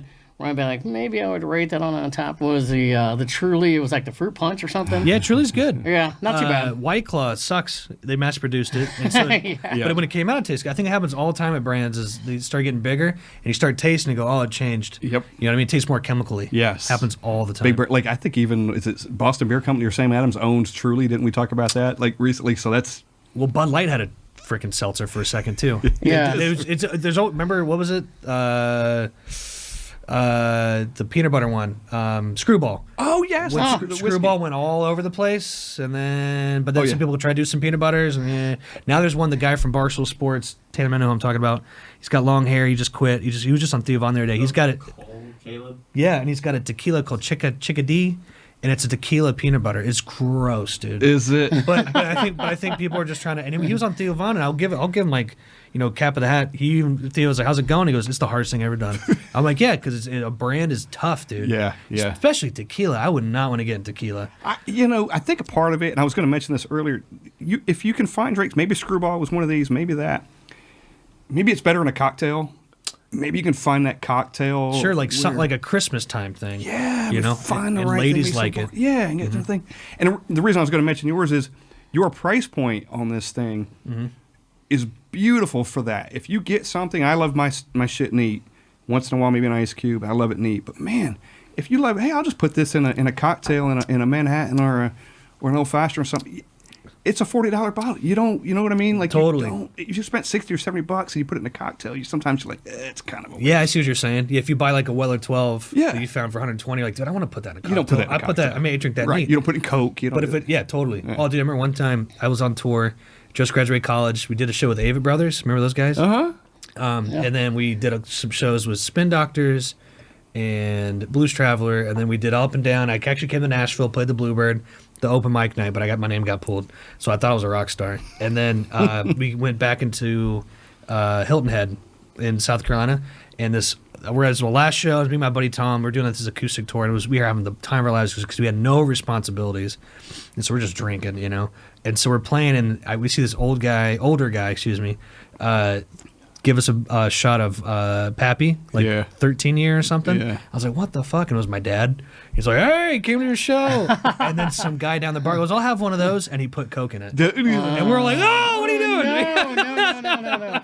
That's the basic law of whiskey. Don't do God, there was years ago I somebody. was so pissed. There was years ago somebody. I don't drink Coke and soda, and there was years ago somebody had bought me a Jack and Coke, and I took 2 sips of it and I just dumped it out. I said I can't do it. This Yeah. is gross. I probably did it 30 years ago. The only thing I do is ginger beer. yeah. I like ginger beer. Yeah. My favorite cocktail is Kentucky Mule. If it's like that, like with a soda, but not Yeah. not ginger ale, ginger beer. Right. You know what I mean? So that's, Yep. that's my favorite. Scott, I feel like we could talk all day with this man about bourbon and the beer, but We're you gonna. know, Taylor's gonna let us stay here till like 11. It's I 11 think he o'clock said. tonight we'll I be think here. we booked it till 11. yeah, why not? Cheers to Taylor. Thanks, Taylor. Thank you, sir. He said he didn't have anybody else after us. Dude, Yeah. I think the guy's single. I don't know. I'm just kidding. Cheers. Cheers, But, man. you know. This is Oh, sorry. Same here.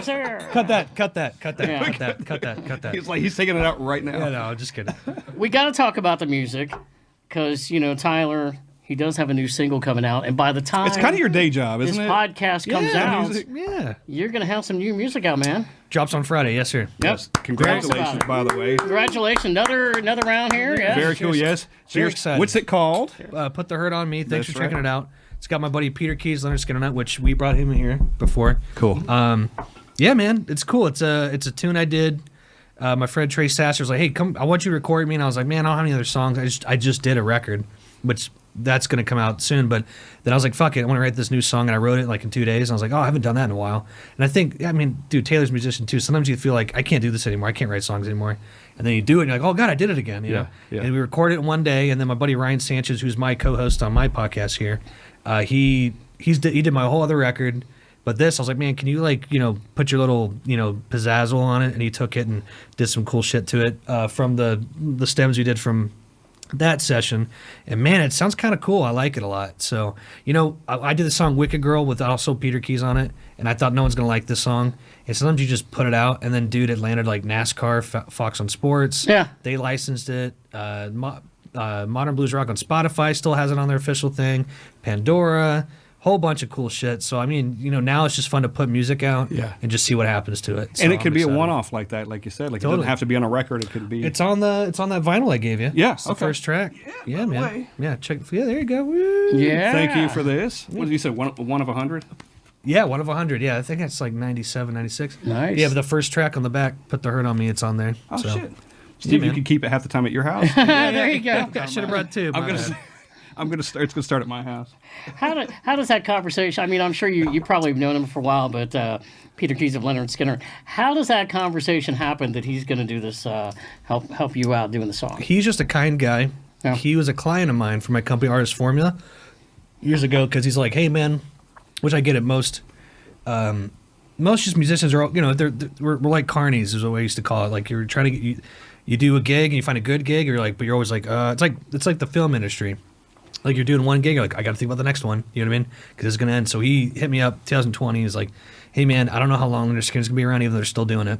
And he's like, "I need to boost up Peter Keys as a thing." So he hired us to do a lot of stuff for him. And so then eventually one day I was just like, you hired me. Let me like do something for you. And so I was like, "Hey, don't hire me for this service." Did a whole bunch of Spotify stuff for him.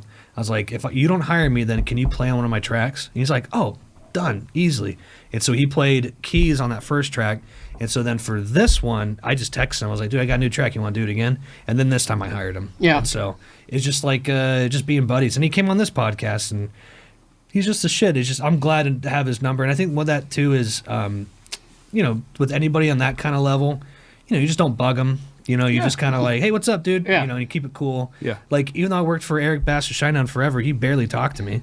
And then now they came here last week. He's like, "You better show up." You know what I mean? So I think you got to build a relationship and be cool. Yeah. And then now it's a cool thing. So just naturally let it grow. Yeah. And also too, this time I was like, I deserve to. You deserve to be hired this time. So I paid him full price to play on it. So. Is he local? Does he live? Oh yeah, he's got a studio here called like Stoner Creek Studio. Okay. Does a lot of stuff for Yellow Wolf. He's a rapper. Okay. And Wow. the same place that this now comes out of, Next Century Spirits, they make his called Creek Water. Have you seen that one? I don't know if I've seen. It's like a $20 bottle of whiskey. It's 1 day old what do you call it? It's the moonshine and lightning. What do you call white lightning? Oh, white lightning. Yeah. 1 day old white lightning, and they use that technology I told you about, and they flash agent turn it whiskey. Yeah. That's creek water. Okay. Wild, right? Yeah. Yeah. So anyway, but And they can sell it for $20 probably because there's not a lot of time invested. holy in it, shit! I right? bet that bottle cost them like $2. You know what I mean? So they make a lot of profit on that. Okay. You got to think about that too, man. Price point's a special thing. Yeah. Man. It is. And then when it comes to music, music's worthless now. Yeah. You know what I mean? It's because everyone go on YouTube. Yeah. YouTube's the biggest platform in the world because you don't have to log into it. Right. You know what I mean? So anyone across the world can go on it. And Yes. so music, in my opinion, is people all the time, and they'll bitch about, oh, Spotify's not paying us. It's like, well, they're a publicly traded company. They have investors. They have to, make a return on their investment every quarter, And so they just learned how, they somehow crunched it where the artists get screwed and they're making tons of money. And so that's the model now. So, music's free. You got to do something else to make money. You know what I mean? Well, it's interesting because you were, even before we started recording today, we were talking about the platforms that we record on and things like that. And it's even more for you. You're in the music business, and how much from the time you started years ago till now, I mean, does your mind just blown how everything has changed, how you go about trying to get you out there to Sure. Sorry. Sorry. Too much whiskey, Steve? No, actually, it's just allergies. No, how much have you just been out there as far as like what you're trying to do and get the word out of who you are compared to the way it used to be? Honestly, it's kind of the same. I think me and Taylor are the same age. We grew up with the internet. Yep. And so it's the same thing. It's just the platform changed a million times. So back when I was starting, it was MySpace. And so you just Yeah. you just posted all the time. And Craigslist was a big deal. I used to get my band booked. I was like 16 and get like $5,000 to go to Myrtle Beach and play like a random stupid gig. And everyone's like, what the fuck? How'd you do that? You know what I mean? And so just the internet. So I'm lucky to grow up with the internet and see it change. I think some artists now that they're younger and they see TikTok and they go, oh, that's it. I'm a TikToker. And so for me, I'm kind of like, man, you got to use all of it. And then it's just marketing, man. Like I don't find it that it's harder. I mean, I will say this. I used to get paid $1,000 a month from Spotify, and I'm still getting the same amount of streams or probably a little more. And now I'm getting like 200 to maybe 400 a month. And so that sucks. But when I was living in LA though, that was like my rent. And so I thought I was a rock star. I was like, man, I don't have to work. I'm paid.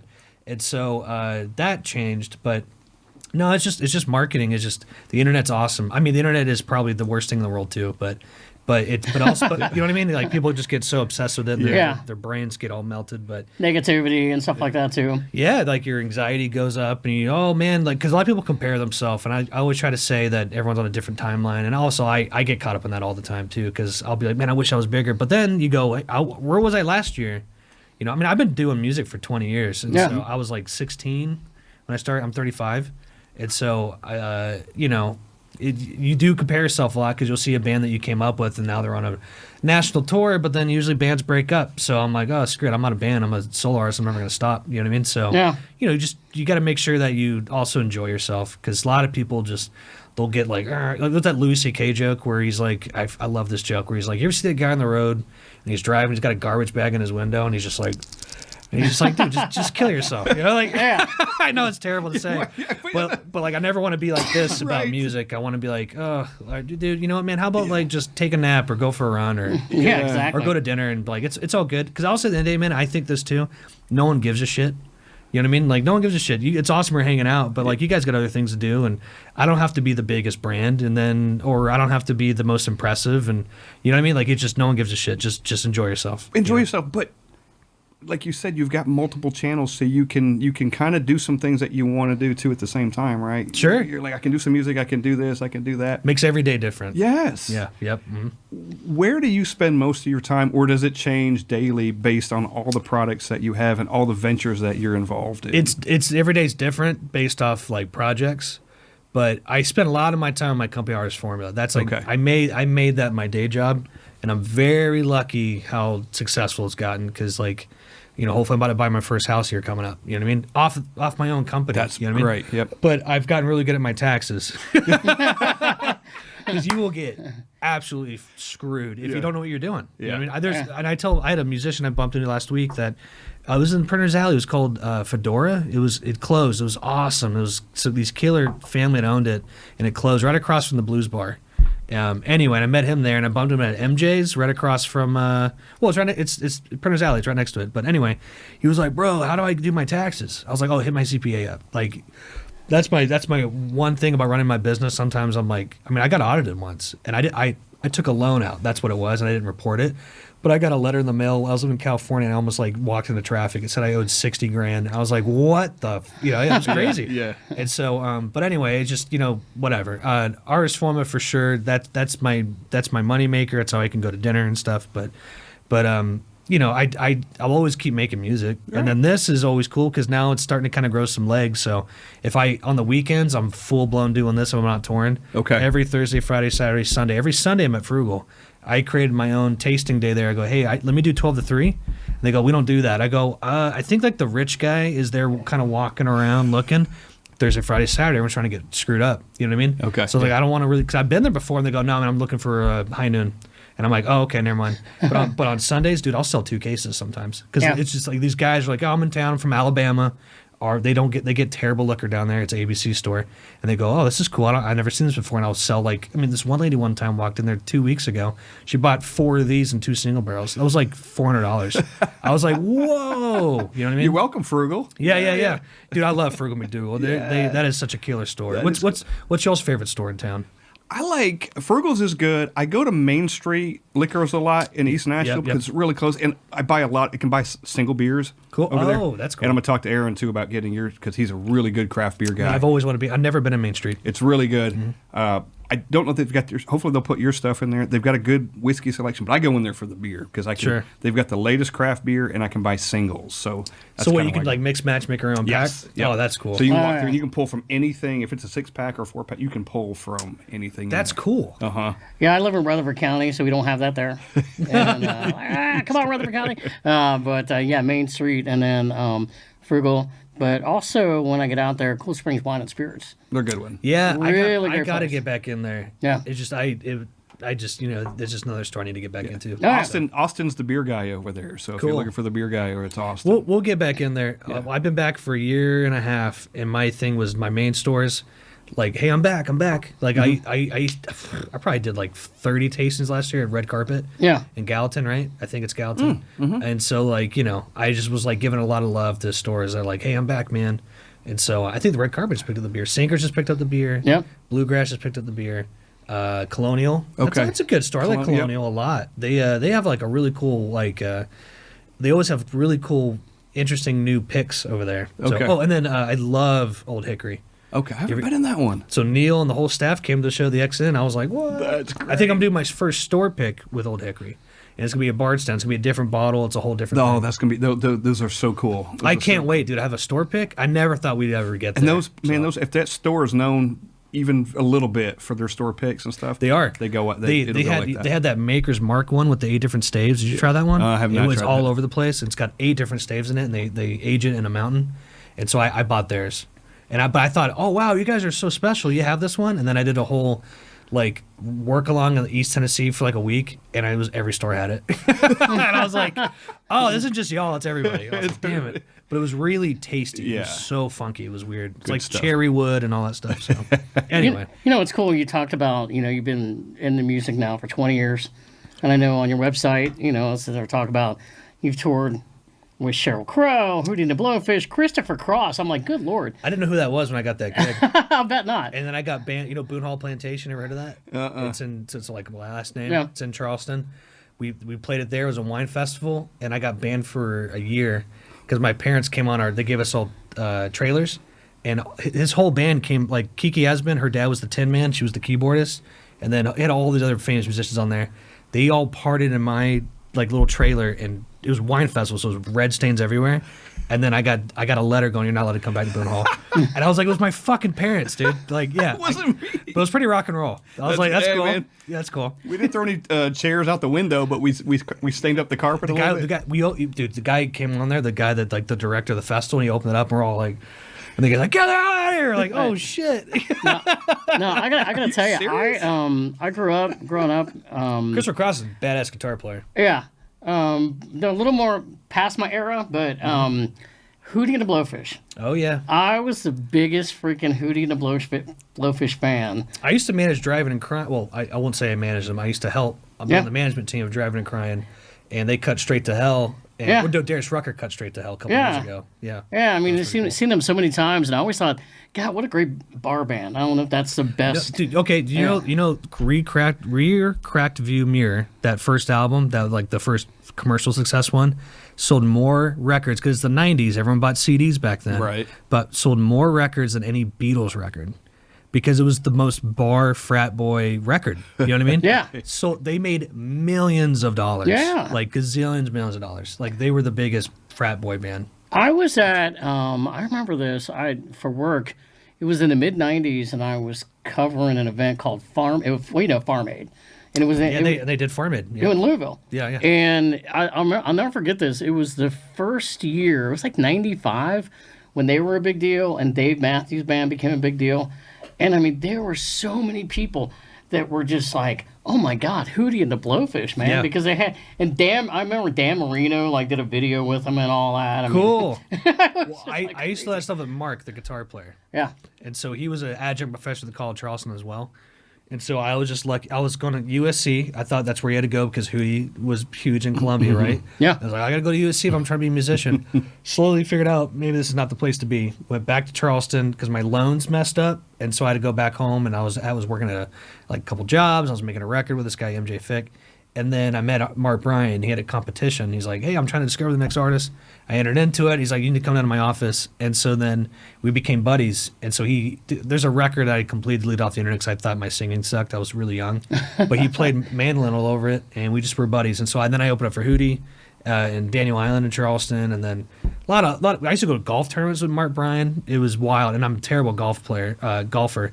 But you know the show Southern Charm. Do your wives watch that? She probably has. I wasn't around if she did. It's well, are you divorced?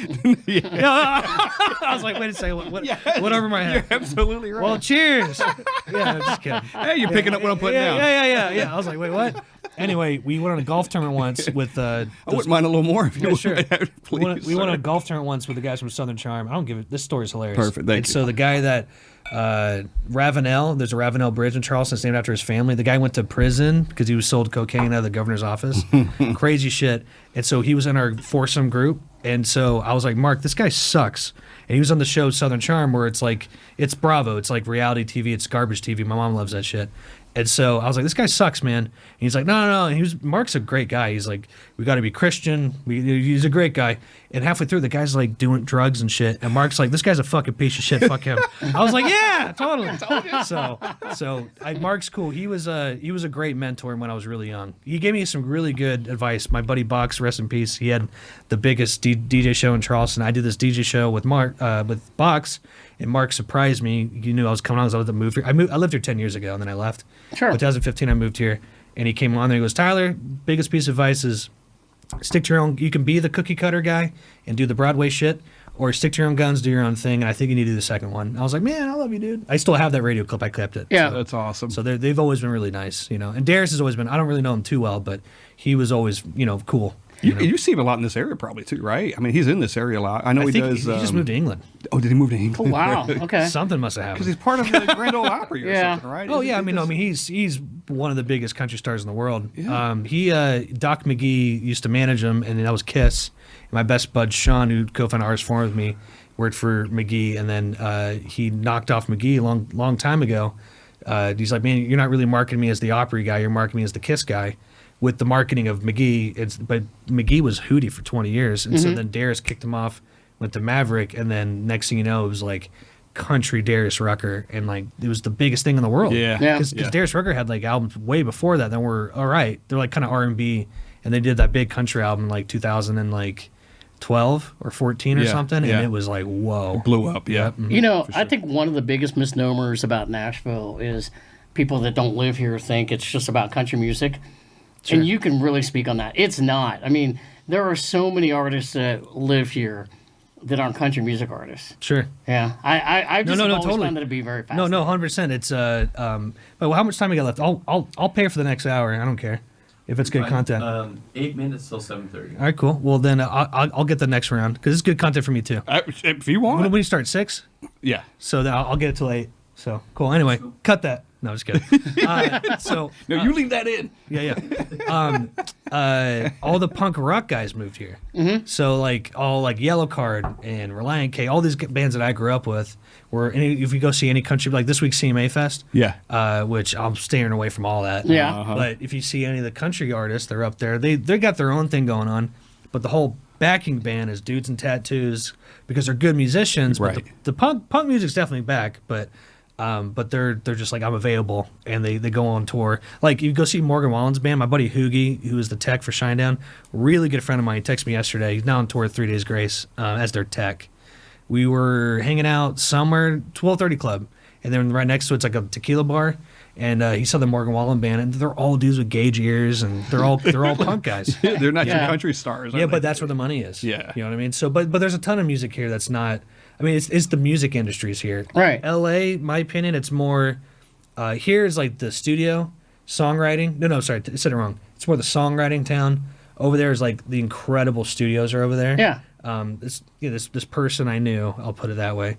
Same thing with you. The person I knew back in the day, she used to run United Recording, which was Frank Sinatra's spot, and it was incredible. Yeah. We had a dinner there once, and Eric Clapton's bass player was sitting next to me, and I was freaking out. I mean, like it's just that's the studio place where the studios are huge, incredible. There's badass studios here too, but I think the more productions in LA, and Nashville's the songwriting town, and so everyone's coming here to be like rubbing shoulders because it all starts with the song. Yeah. If the song sucks, you can polish a turd, but it's still a turd.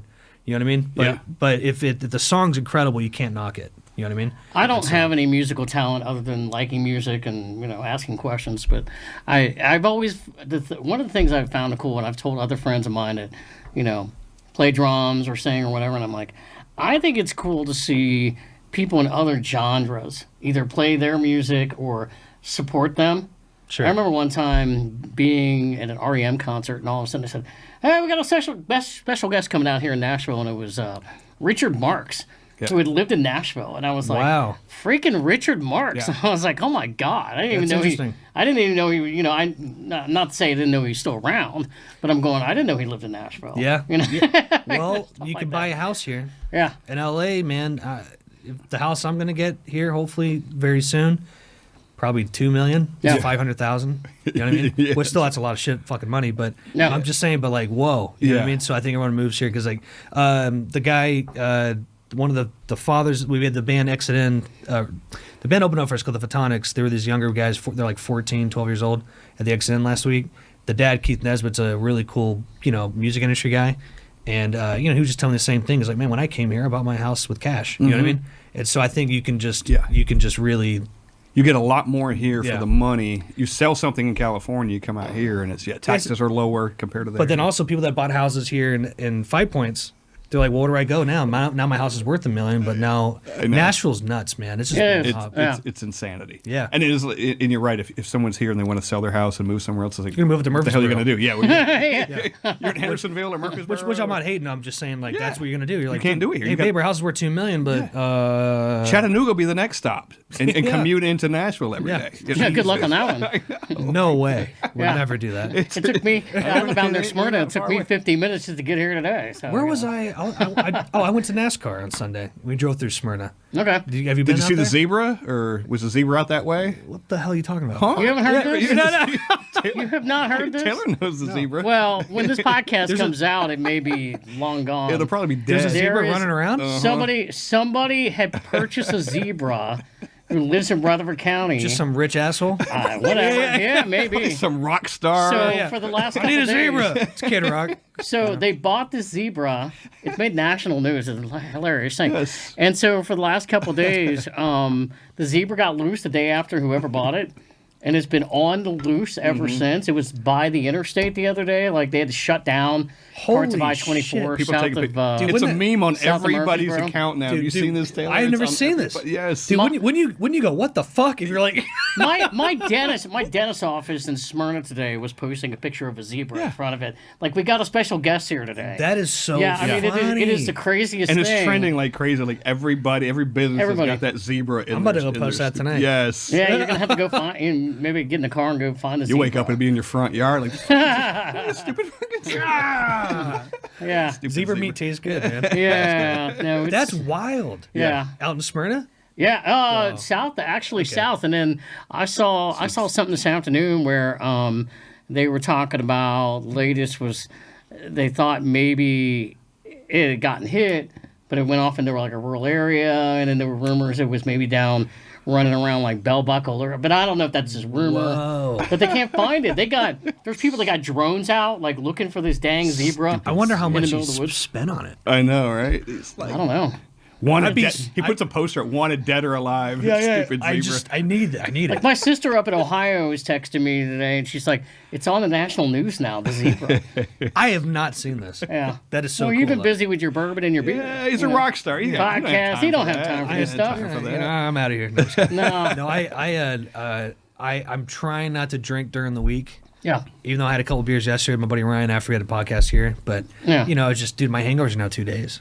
Yeah. It's terrible. You know what I mean? Yeah. And then now I'm getting like those depressed hangovers where I'm like, I gotta get a job. Wait, I have a job. You know what I mean? But like I'm like freaking the fuck out. You know what I mean? It's just not good, dude. Yeah. It's not sustainable but I love my tasty alcohol. You know Yeah, what I mean? Sure. I mean, it's delicious. all good. It's Yeah. why you drink it in the first place. Yeah, because you're like, oh, and it brings people together and you have a good time. Yes. But when I was 21, when I was starting this, the reason why it's 117, they're like, hey, do you want an 80 proof? I was like, nah, I want a high proof. I want to impress my buddies. Yes, you know what I right. mean? That's right. Because you're like, you drink an 80 proof and you're like, Well, let me ask you this, because I'm now that this is here in town, because this is mainly in South Carolina. The ABV on this. What's your take on ABV on beer? It's perfect. This is great for a pilsner. Okay. You certainly wouldn't want it higher. I mean, that would be ridiculous. Sure. It would be a weird thing. So what's a good ABV then? For different styles. Sure. The pilsner's good. I would say pilsner could be 4.5 to 5.5, maybe even 6. I don't know why you would have it 6%, but Sure. 5.4 is perfect, man. It's like it's nice and smooth. Sure. You could drink. I could drink 5 or 6 of these And be and be fine. Be good. Cut the grass, no big deal. yeah. Some other days. So this is a good cutting the grass beer. It is. I was like, cool. It's refreshing. Yeah, Like, yeah. You know what? Now that you think about it, yeah. I could be out cutting my grass and give me 4 or 5, and I'd be good. You'd be Yeah. fine. And if you wanted to if you're going out with the boys and you drank this all night long, you'd be fine. Sure. It wouldn't put you. You over wouldn't the be top. like, until you start No. drinking this, then you're screwed up. You start adding to it. Yeah, you start chasing it. With Scott and I, we just did this podcast is coming out after the podcast that we did where we went up to Cincinnati. Oh, in cool. Cleveland. We did a big takeover podcast of Cincinnati, Cleveland. We went up to Great Lakes. And on one of the episodes for Great Lakes, I was drinking a 14% stout. Jesus. No, it was pretty good. So isn't there a law? No, it was with that? 12%. I'm sorry. 12%. Isn't there a law with that where they have to give you a smaller glass when they serve it to you? in tennis, there's some weird stuff. I don't know if it's a law. Some places will higher ABV stuff. They give you a smaller Will glass. give you a smaller glass. Yeah. Makes sense. It really does make sense. Yes, Because a lot of you're people. going to yes. wake up and go, whoa. you Yes, know? and also some people can't handle. Well, do you 12 or guys mess with 14%. these at all? Do not. Do you hate these, right? I do. Yeah. So like, Is it nicotine? What is that? so these guys started sponsoring me as Okay. an artist. I'm not really. I mean, we love those. I'm not. Yeah. We love Zimos. Yeah. They're from Myrtle Beach. But everyone now, when they drink, they take these now. What- It's just nicotine. It's not tobacco. It's just a pouch. Here, I'll show you. But is it something with the alcohol that it mixes and it No, does it's just something? like when people start drinking, they start taking Okay. this. So when you go to like a Okay. urinal, they're always in them because people just spit them out. Okay. I saw a sign the other day at a bar that said, "We don't piss on your zin, so don't zin on our piss" or something. It was something weird.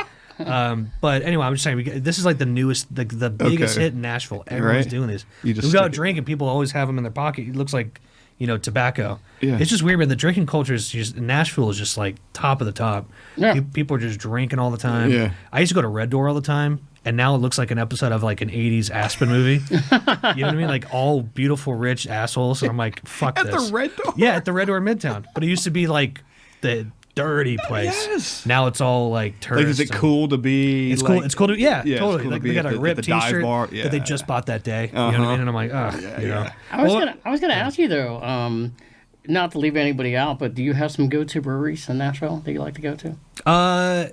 Yeah. I always was a fan of Yazoo. Mm-hmm. What's the other one? Oh my gosh, dude. There's one there. God, what's it called? It's got the car on it. I was the bar back there at the old location. Tailgate. Oh, Yeah. yes. Yeah, Tailgate. I was a bar back for a day. I walked Yeah. in and I quit. Did I you? was, I was 25. Yeah, I was like, Which screw this. location? Out Charlotte. Yeah, the old one. Okay. Yeah. And so I walked in. They go, "You're gonna make sandwiches." And I was like, "Fuck this." I'm like, no, I'm not. I was like, not "I'm doing do it." this shit." I thought I was gonna like do beer, Uh-huh, stuff.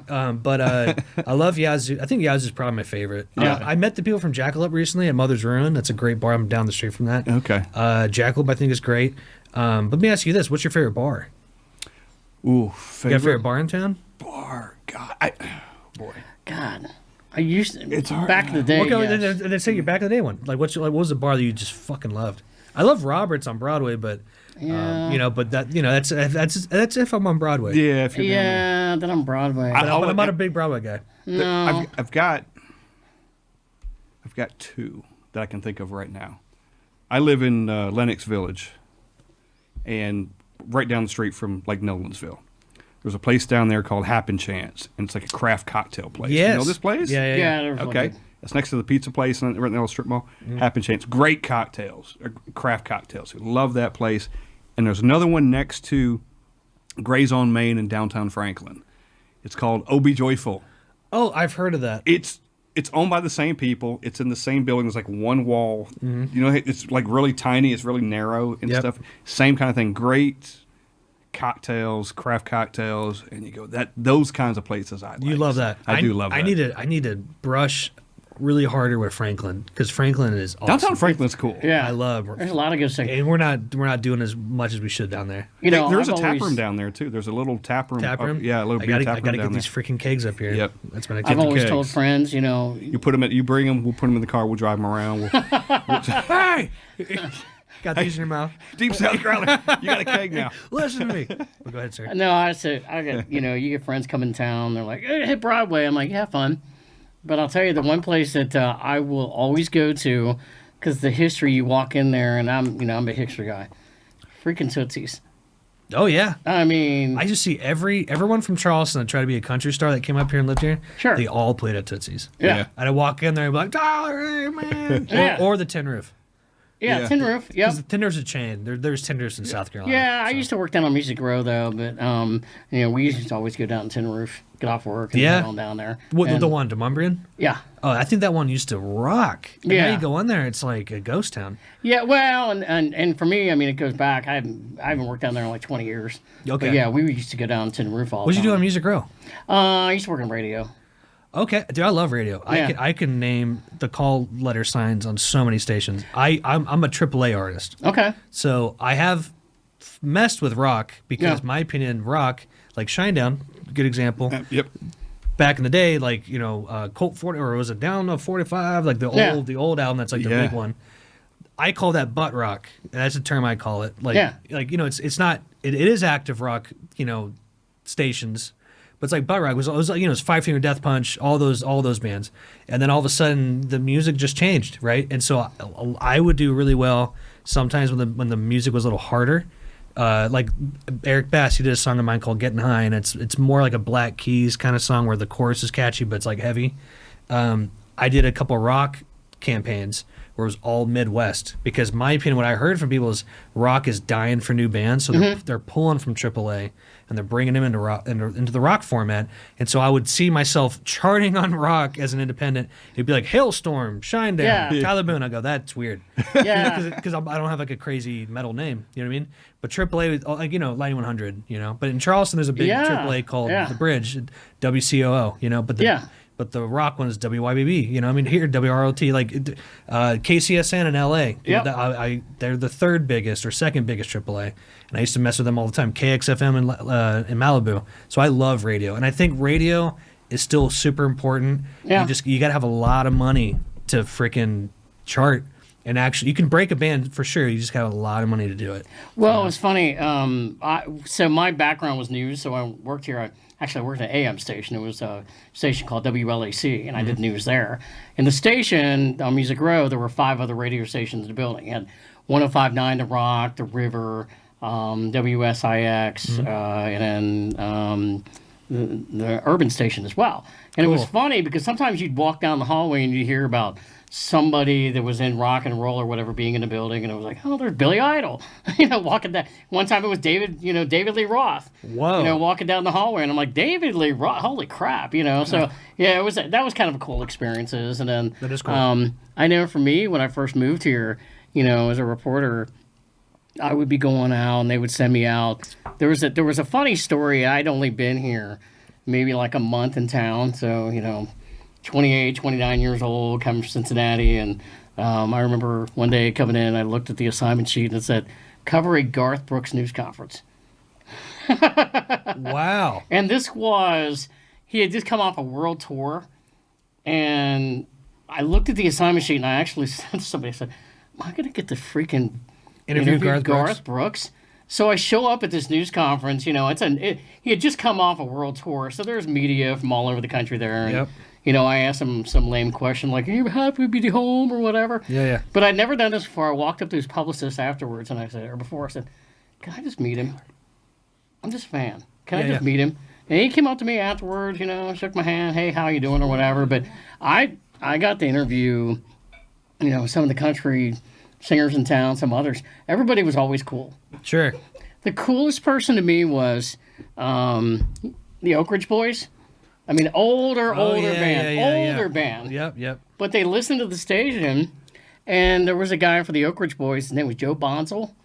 And, I mean, that was more my parents' generation. I didn't really listen to music. But he had written a book. He came up.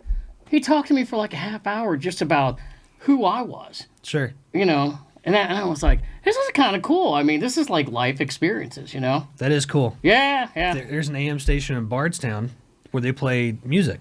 Yeah. I always found that interesting, but maybe because it's a smaller market. Because isn't AM usually radio? Or, no, sorry, AM is usually like news. Bardstown, Kentucky? Yeah. I used to work in that area.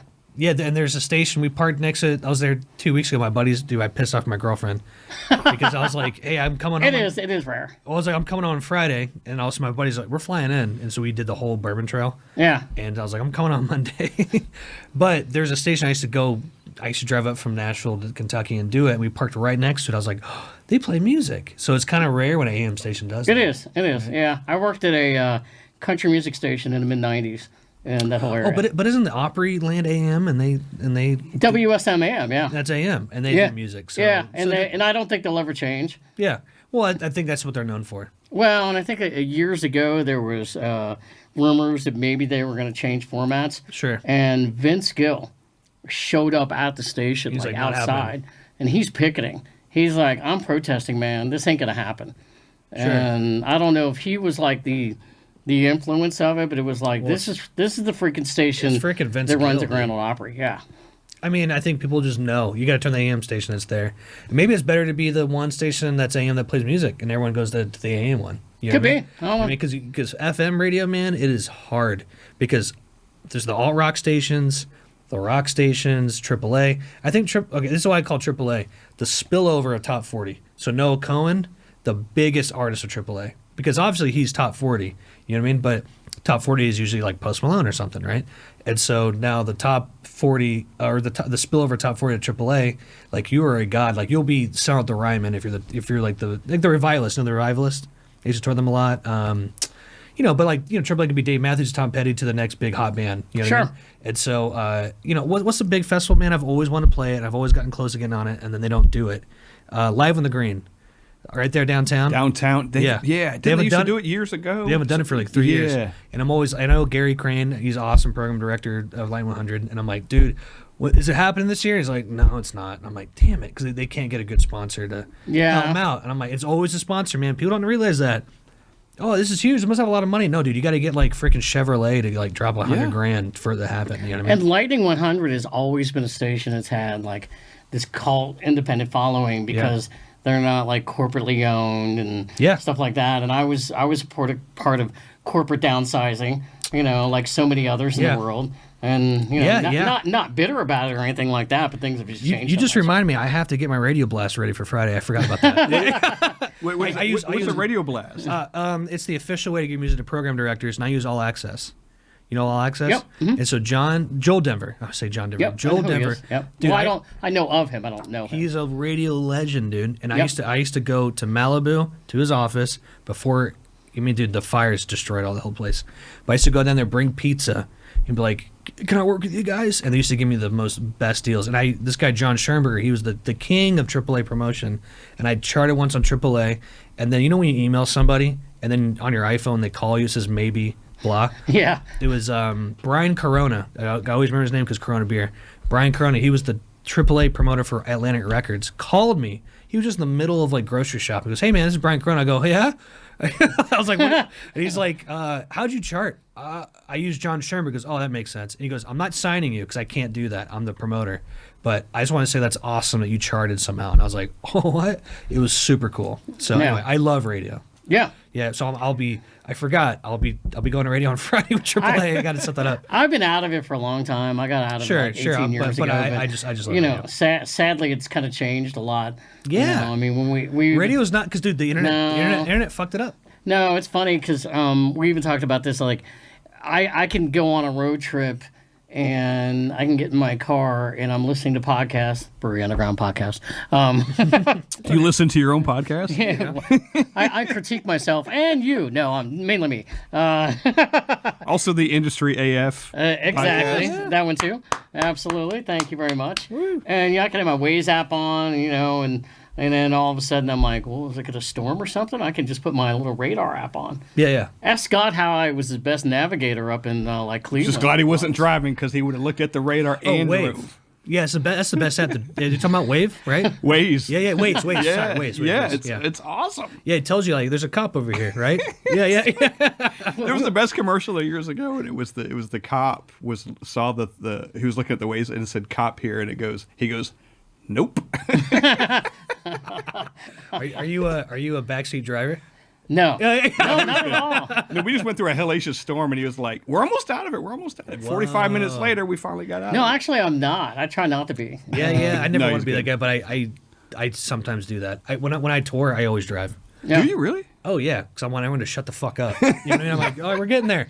Piss in the can. No, I'm just kidding. Like, No, we were. You'll pee when I have to. Because when I go on tour, I pay my guys. And then they get paid well. I try to pay for most of their meals. Yeah. I basically create monsters because then they go on other tour. I had my old guitar. I love J.R. Spencer. He's my man. He came to Bardstown, the whole Kentucky trip we just did where they just showed up. And me and him stayed an extra day. I go, you want to stay an extra day? He goes, fuck yeah, let's do it. And we pissed off his fiance and my girlfriend. But anyway, he called me. He goes, man, you dude, I just got to tell you, man, you treated us so well because he's been in many bands since then.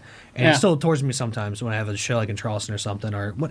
I have many different bands. I have like my LA band, which those guys are. I can put my guitar down and they can finish the song without me. I got my Nashville band where they're freaking awesome too. But I got my Charleston band and they're like the Shinedown guys and it's like heavy rock, you know. Yeah. So if I know if the show needs that. You know what I mean? So I hire them. Yeah. And he told me, he's like, man, you treated us so you paid for everything, da-da-da. Because you go on other tours and go, oh, man, here's $30.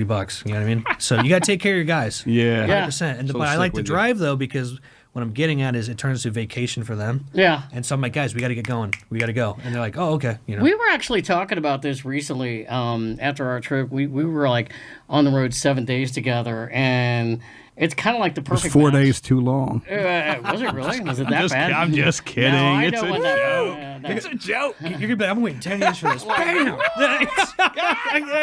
No, it was really funny because I was like, he was driving on this trip and got into a really bad hellacious rainstorm up near Columbus, Ohio. And he's white knuckling it, and I'm like white knuckling, just watching it going. I'm glad I'm But not not with the plastic bag, though. But yeah. But we had Kill yourself. we had a few years ago. We went up to Cincinnati. We had stopped at Louisville for the night, and got up early, and I'm driving, and I'm just like, let's get up there, and maybe I was a little hungover, and I'm driving, and we hit traffic, and my Waze app did not tell me there had been like a big major tie-up in downtown Cincinnati, and I'm like spewing every, F-bomb you could possibly imagine. Sure. And we get into an area, and I know the area. I said, get on your Waze app, type in this road. If I can get there, I can get us out of this. Yeah. Thankfully, we did. So we're those guys. We're not like we're not yelling at each other or anything like that. No. We just want to get the heck out of traffic. Sure. And we knew if there We was had the child locks on. I couldn't throw myself out of the car. like, I can't take this anymore. You've seen was it The Office, or it's that movie where they destroy the printer? What is that? Oh, Office Space. Office Space, Yes. where the guy can't cuss, and he's like, motherfucking shit. He does it completely wrong every time. Yeah, And he goes back to get it. and the guy, the walker's going by him, I think it's a requirement if you drive in Nashville. that you have to cuss. So the one thing I always skipped in LA too, I had a Nissan, so obviously there's a Nissan dealership everywhere. I came here, got a brand new Nissan because I had a 2018 with like 40,000 miles on it, because I didn't drive in LA ever because I worked from home unless I was doing other shit, And so I'd never experienced Nashville traffic, and I've never experienced LA traffic because I work from home. Yeah. And my girlfriend works at the State, and then she works at Fog Street, where Yeah. we all hung out. And I don't experience it, man. And so, but the days I do have to travel, I'm like, holy crap, this is bad. Yeah, I do this every day. You know what I mean? Obviously, when I'm touring, different. But I'm home. I don't commute anymore. I work from home. Yeah. And so I'm like, dude, this sucks. It's a blessing. He does as well. It's a blessing to not have to You go. work from home? Yeah, but I mean, there was a time I've worked at the same company for years where I used to drive from like my house out to Brentwood, if you're familiar with that area. Yeah. And it was like 9 years. And it was just getting up earlier in the morning to get where I had to go, because if you didn't get out of where I was by 4 o'clock, I mean, you were sitting there for like another hour and a half. Terrible. There was 1 year it snowed in the afternoon. There was a couple inches of snow, just fell real quick. And I looked outside, it started snowing, and it's kind of like Godzilla is coming towards the building, and people are running out to their cars. Yeah, and I waited. Push each other down. Yeah, I waited like an hour. I'm like, northerner, I'll get home. It took me 4 hours to get home, and I'm like, I could have gone to Atlanta in this time. Well, can I tell you a funny story about getting caught in the snow? Hall's Chop House, you been there yet on West End?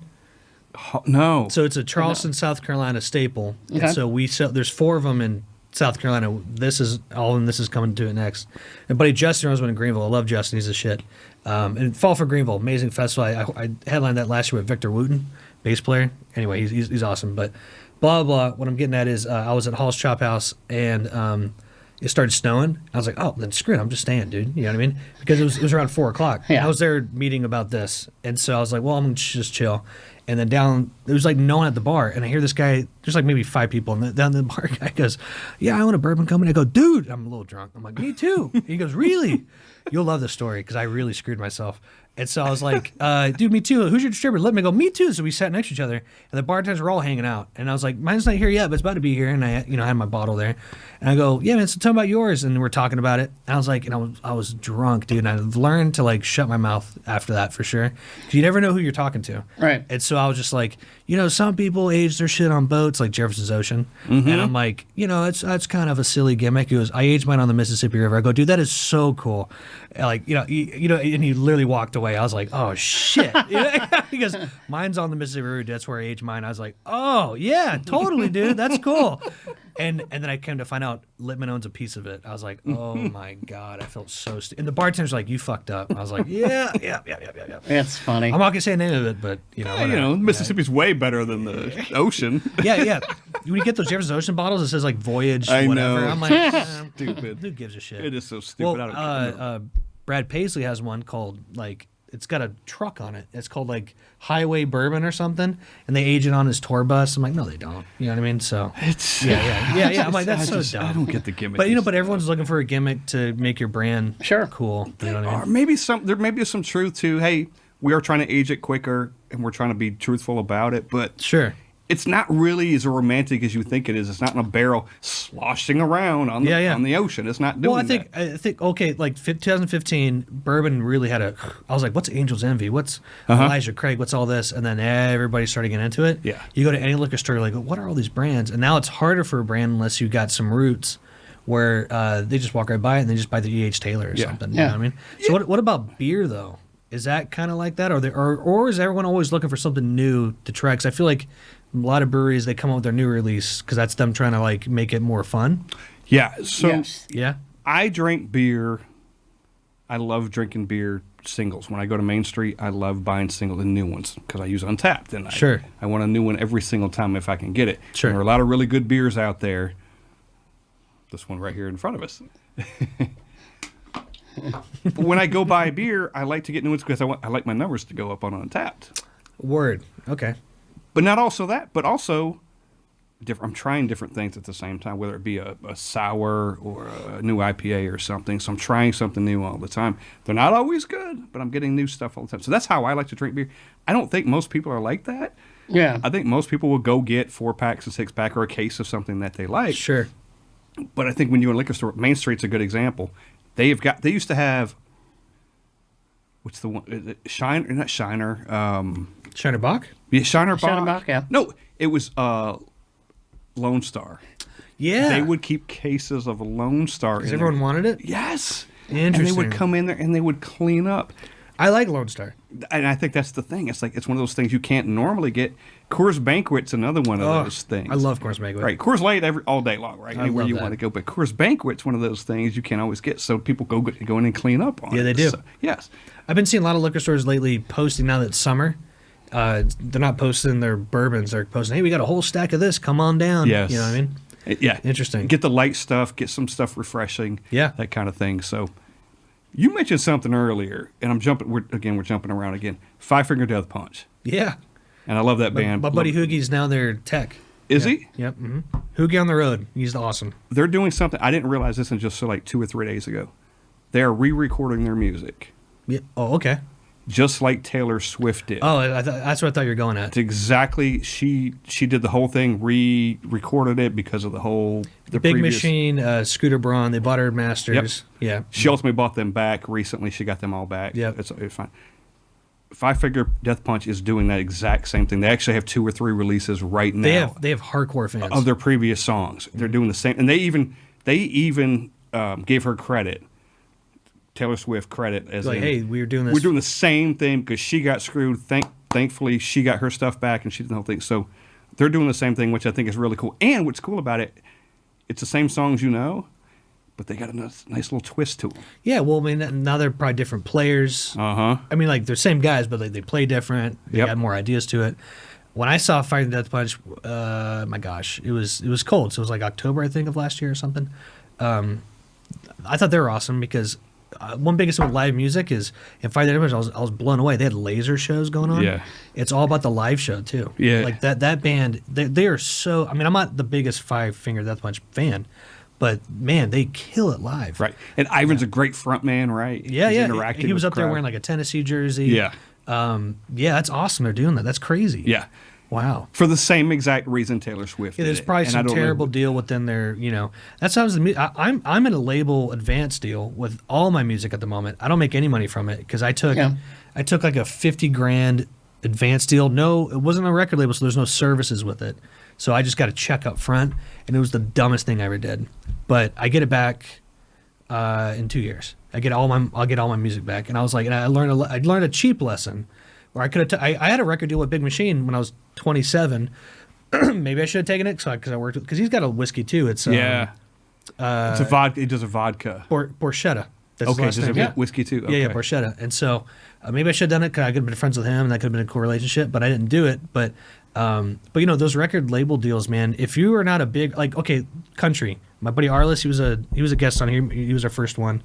He got Jamie Johnson's first record deal at RCA. He's still his tour manager. Jamie Johnson's never had like a lot of radio success, but he's this huge artist. If someone wanted to, he did have record deals. He definitely charted #1 a lot of times, but you don't hear his music on the radio all the time. That's what I'm saying. And so if you're this big artist where like you have so much more to like, leverage, what I mean? But when you're a younger artist, you're taking the deal because like, oh my God, MTV or whatever you're thinking of. You're like, I'm gonna be famous. And so the deals are always terrible. They're always bad. The artists always get screwed because it's the music business. Yep. And as I'm thinking of it, I think what happened was just like they sold their masters. Whoever owned the stuff just sold the masters out from underneath. And you them. never want to sell your master. Right. You never want to sell your master. But the distributor or the label just sold it out from under it, where they had no option to even buy it. Yeah, because now what's coming into music is investment groups. So, like, what's the guy from Jersey? John Bon Jovi? No, but Springsteen. Oh, yeah. He sold his stuff recently. Now he's a billionaire. Yeah. You know what I mean? Yeah. And so now, like, Tom DeLonge from Blink-182, he sold his masters for like $500 million because he needed it for his like crazy alien company that's going to stars. You know what I mean? And so he needed the money. You know what I mean? And so now that's coming into music. And so that's why it's all changing. Where like, wait, I think what it is these investment companies come in and they go, we got to get something for our investors. Hey, we just bought some masters from this record company. You know what I mean? Right. So that's Which means, but they can do what? Put them on commercials and put them in movies because they got to get a payback. Syncs is the biggest thing in the world. If you want to make money in music, touring, and then syncs. Okay. 100%. Like when I got the Fox Sports NASCAR one, I remember I was with my parents. James Furrow, my buddy, he's been my bass player in my LA band forever. And out of Charleston, I was with him. I was like, we're at my parents' house just chilling out. I was like, I just got this email from Fox Sports. Holy shit. And my dad just being like a dad. Ask for more money. And so I was like, I want more money. And literally they responded back like, take it or not. Like, because I had no leverage. You know what I mean? Yeah. And so I got like $1,200 each time they used it, which it added up. But I'm just saying Syncs is the best because every time it was opening day for NASCAR, every time it was opening for NASCAR, they used it on TV. Okay. You got paid every time? Every time. Yeah. And then now I still get a residual from BMI. That's my pro. Okay. BMI, ASCAP, CSEC, those are like the three biggest ones. But if you want to make money in that, it's syncs and video games. Like if you get a song in like FIFA World Sports, like you're a millionaire. Yeah. You know, it's crazy. Just so over and over. that's the biggest thing is syncs, but it's hard to get it. It's really hard to get a sync. Somebody's got to, I would think somebody behind the scenes marketing something has to put those together and find a random song or find something that works perfectly. It's like a champion. It's like a distributor. They have to champion you. You can get a sync deal, and I have many of them. Yeah. And I've gotten a couple weird ones that paid like $400. You know what I mean? Yeah. But if I had a big guy, well, actually, I had a big one years ago, and this is how screwed the music industry is. I took the YouTube deal out of TuneCore, which is a distribution company, which I still have my back catalog on them. I clicked the YouTube button, and this is a huge thing in the music industry back in the day. If you let someone third party your publishing, that means they control all your sync deals. And so I had to deal with Lionsgate Films in 2017, actually with this song, Front Page Show. And on the back of that, I couldn't get it because TuneCore owned it. And it was like $10,000, and I was so poor living here when I was 25, and that would have changed my life. You know what I mean? And so syncs are huge. You know what I mean? And so you always want a non-exclusive deal. Okay. If you take an exclusive deal, that means you can only work with that sync rep. And then guess what, man? You can be going up, and the sync rep leaves, and no one gives a fuck about you. Right. You know what I mean? Yeah. And so then the non-exclusive gets you out to everybody. non-exclusive, you can just sign with anybody. Yeah, okay. And that's how you should always do it. And now they're starting to realize no one's going to take a deal unless it's not exclusive. Yeah. You know what I mean? But back in the day, the major, you put stars in your eyes. Oh, exclusive deal? That means you're going to care about me? And you signed it, and then you screwed yourself. 10 minutes later or whatever. And you're like, anything happening? And like, oh, he left. You're like, oh, shit. What the fuck? Yeah, and then you're like, well, you got a contract, you can't leave. So it's crazy, man. The music, you never want to sell your master for sure. Never want to do that. No. And I did not do that with my label, Vance. It's just based off sales. Okay. You know what I mean? So I own my master. I can do whatever I want with it. But that was the deal I took. You know what I mean? So here, a lot of kids come here from Ohio or some shit, and they're like, I want to be a star, and they'll sign the dotted line. You know, Tootsie's and all those bars on Broadway, they mess with all those players down there, and Tootsie's got called out, I think. I don't care what I talk about. I think it was Tootsie's, but I could be wrong. Let's just say it was one of the bars on Broadway. They were giving their artists their management deals, and they go, we're going to manage you, and you can't work with anybody because they thought they were creating artists, and bands were signing it, and then a record label come in, want to sign it, go, no, you're signing at Tootsie's. Crazy. You know what I mean? What would Tootsie's do with that? I don't know if it was Tootsie's. Sorry if it's wrong. Yeah, or Tootsie's. what would that particular place Well, no, do with they that? just thought like, hey, we're creating you as an artist. Yeah. You belong to us now. Yeah. Crazy. If they got paid, meanwhile, they weren't doing anything for the artist. Yeah, probably. none. But they owned you. You know what I mean? In case So you the, went and got the paid. music bit, but you know, man, you can always get a lawyer. A contract can always get broken. Yeah, You know what I mean? sure. So, Costs you money. yeah, but it costs you money. And Yeah. usually artists don't have it. So. Yeah, exactly. You had a fun thing. You've had a lot of fun things, I'm sure, in your life. And I love the show Vice Principals. Yeah, I know where what I'm you're going talking with about. this. Dude, that clip went viral. I love this damn. Yeah. I didn't know it was you until you had posted something about it recently. Yeah. So the show Vice Principals on HBO with Danny You know what I'm McBride, talking about? Walton Yeah. Goggins. I Funny- love the funny Goggins. clip. It First of all, is. those two together amazing, right? Walton Righteous Goggins. Gemstones. He was. Daniel Bright lives in Charleston. Does he? Yeah, Okay. and that was all filmed in Charleston. That's right, because he moved down there to shoot the whole. Because there's a tax credit. Was it Forrest Gump? That's why they filmed it there. 'Cause Okay. The tax credits are huge. Yeah. And Daniel Bride has a tequila, and we're about to put on a show in Charleston with. It's called Don Gato tequila. It's got like what's Jack Black? What's the movie he did where he's like a priest and Nacho Libre. No, okay. And they're all fighting with all the mask on it, and so that's Daniel Bride's. But go ahead. Anyway. Okay. So yeah. All right, that's awesome. Okay, so I didn't know this. I know the show. You put a post out, I don't know, maybe 2 months ago, maybe, and you're in the show. You get to yell at Walton Goggins. So do you know what the scene is?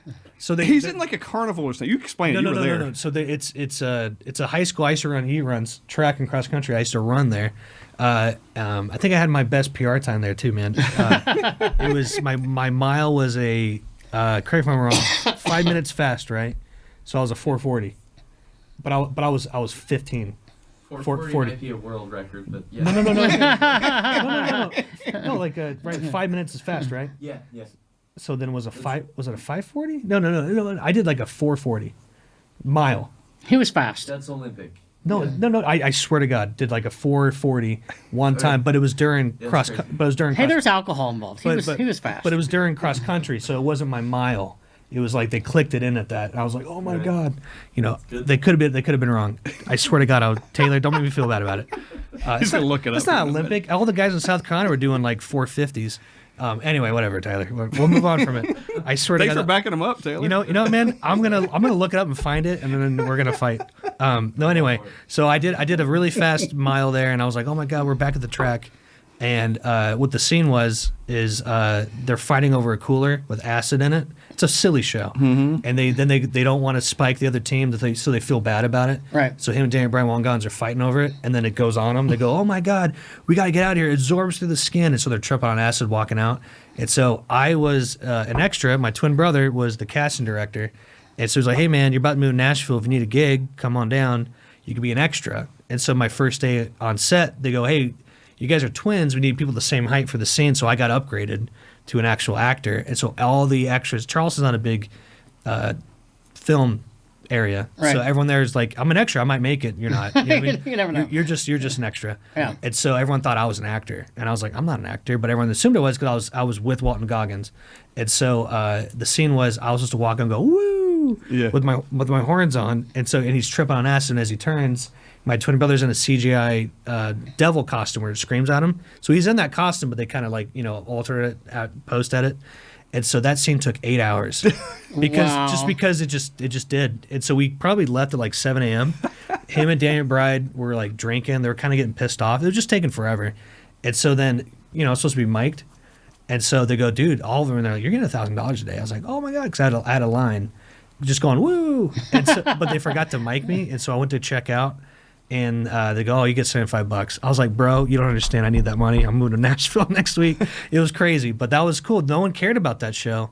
But then definitely Righteous Gemstones. And then now Walton Goggins being in what's that show he's in now? He was in White Lotus. White Lotus. This was the last Yeah. one. So then all of a sudden, everything he did. Yeah. And now, so that clip Oh, kind of he's popped up. so brilliant. I loved him in Justified. You go even back further with Timmy Olyphant. But he's like the biggest actor in the world right now. He's amazing. Just did SNL. He's so good. Yeah, that was cool. That was just a random moment. It was really neat. Yeah. That was fun. And then I was just standing for the rest of the show. So I hung around the whole time. Being a stand-in, the stand-in's like where they get you kind of look like them, I guess, and then you get out of set, and then because the camera's ready for them, and so I got paid quite a bit every day. Yeah. And then so you're eating craft food every day, so that was pretty sweet. Right. Where you're having like literally like creme brulee and like lobster tail, and Oh, God. and all the extras are having like hot dogs and spaghetti. And so then I got fired. And so then I was on set, and everyone just liked me and my brother. And all the writers like, we like you guys, come in over here. And they rented a house. They blacked out all the windows because they're getting ready for the lights. And so we all like fell asleep because it was just, we were there last night till 1 a.m. We're back at 8. And so we all kind of knocked out with the writers. They're asleep too. But the head director, who is also in Righteous Gemstones, he's a guitar player. That's the director. You know what I'm talking about? He's got the long hair. Have you seen that show? What's the show? Righteous Gemstones. Yeah. Oh, yeah. I love it. So the guy with the long hair, that's like the guitar player. Yeah. So he's the director. He's the director. Okay. Yeah, so he's the director. So he just pops in the show sometimes. He had to go do a movie, and so this other director from Italy came in, and I think he just made an example of me. I fell asleep. He walked in. You're fired. Get off set. And everyone's really upset. They're like, "Oh my!" I was like, "Dude, I'm moving to Nashville. I don't give a shit." Yeah. So, but that was a really cool experience. My only time with film. That was really fun. It was really cool because I remember that you run up and you go, "Woo!" That's awesome. So cool. It was pretty The faces painted. Yeah, like I was supposed to be a high school kid. Yeah. Yeah. Oh, it was great. It was great. Yeah, it was fun, great. man. That's cool. You saw that. I mean, dude, that clip is like all over the place. People use it on TikTok and shit. Yeah, it was awesome. I gotta love it. Yeah, I didn't know. Again, I didn't know it was you until you had posted that, and I had seen the show. Like, I loved the show, and I was like, oh, well, I mean, I wouldn't know that, but the fact that you brought it up, and I was like, oh, Yeah, it was my cool man. shit. That's my Yeah. I'll post it now and then be like, I was in this. You know? There you go. I love the song you do, When I Was Young. Oh, cool. And I'm a dope because I think I texted you one point, like, hey, man, love the new song. You were like, hey, it came out in 2016. But that's what it happened. That Way to literally. be current I there, know. Scott. I know. However, I love there was it too. he loves it now. Now he loves it. No, I'm talking about him. Yeah, you. Yeah, I loved it like 10 years ago. 9 years ago. Yeah, 10 years ago. But it was a re-release. In my defense, there was a re-release or something, right? 2018. Yeah. Yep. Okay, so it's 28. Damn it. I didn't even save myself. But that re-release that I had seen, and we just talked about it earlier before we came on mics, was When I Was Younger. That was the one I think I came across. Yeah. Yep. Had a heavier riff. So it's two different, it's the same song, or two different versions Just slightly different. of it. And the second, or the re-release, charted, right? Or something, or just kind of shot up. Remember? Yes, sir. Yeah, it charted number one. Recently. Charted number one on Amazon for a day. Yeah. On bestsellers. In rock. From a song that was from 2016.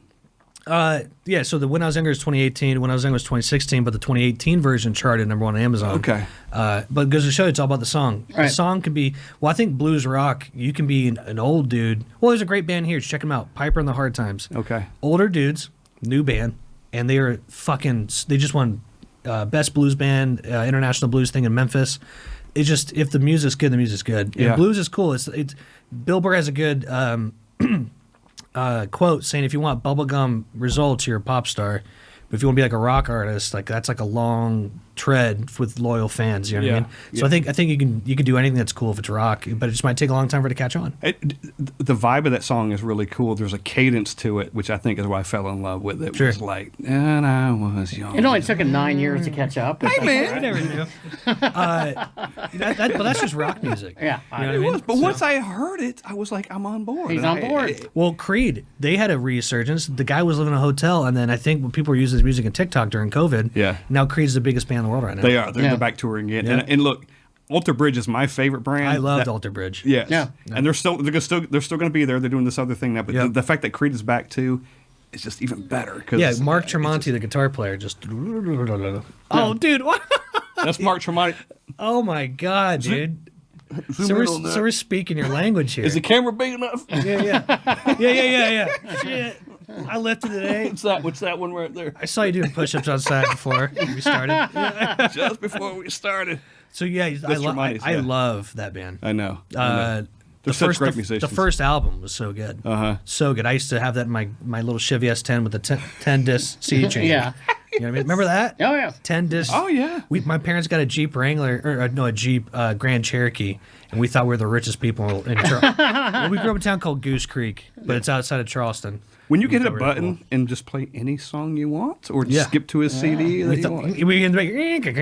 Wow, we're pretty big time right here. Yeah. Oh, I had a shit. 77 Camaro, and I had one mounted in the trunk. Yeah, that's what we had. I had the cable all the way into the front. I had a little display on there. But right. We thought we were the shit. Trying to be innovative back then. Yeah. When you go live, when you do a live show, do you have any pre-show rituals that you like to do before you go out there on stage? 100% take a shot of whiskey Yeah? all the time. Just one.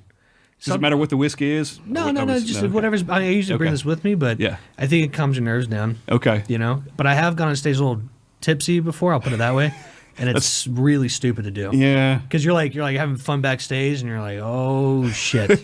You know what I mean? I still have, I have a job to do still. Yeah, at the end of- totally. Yeah. But always a shot of whiskey. Okay. Go to the bathroom like 3 times.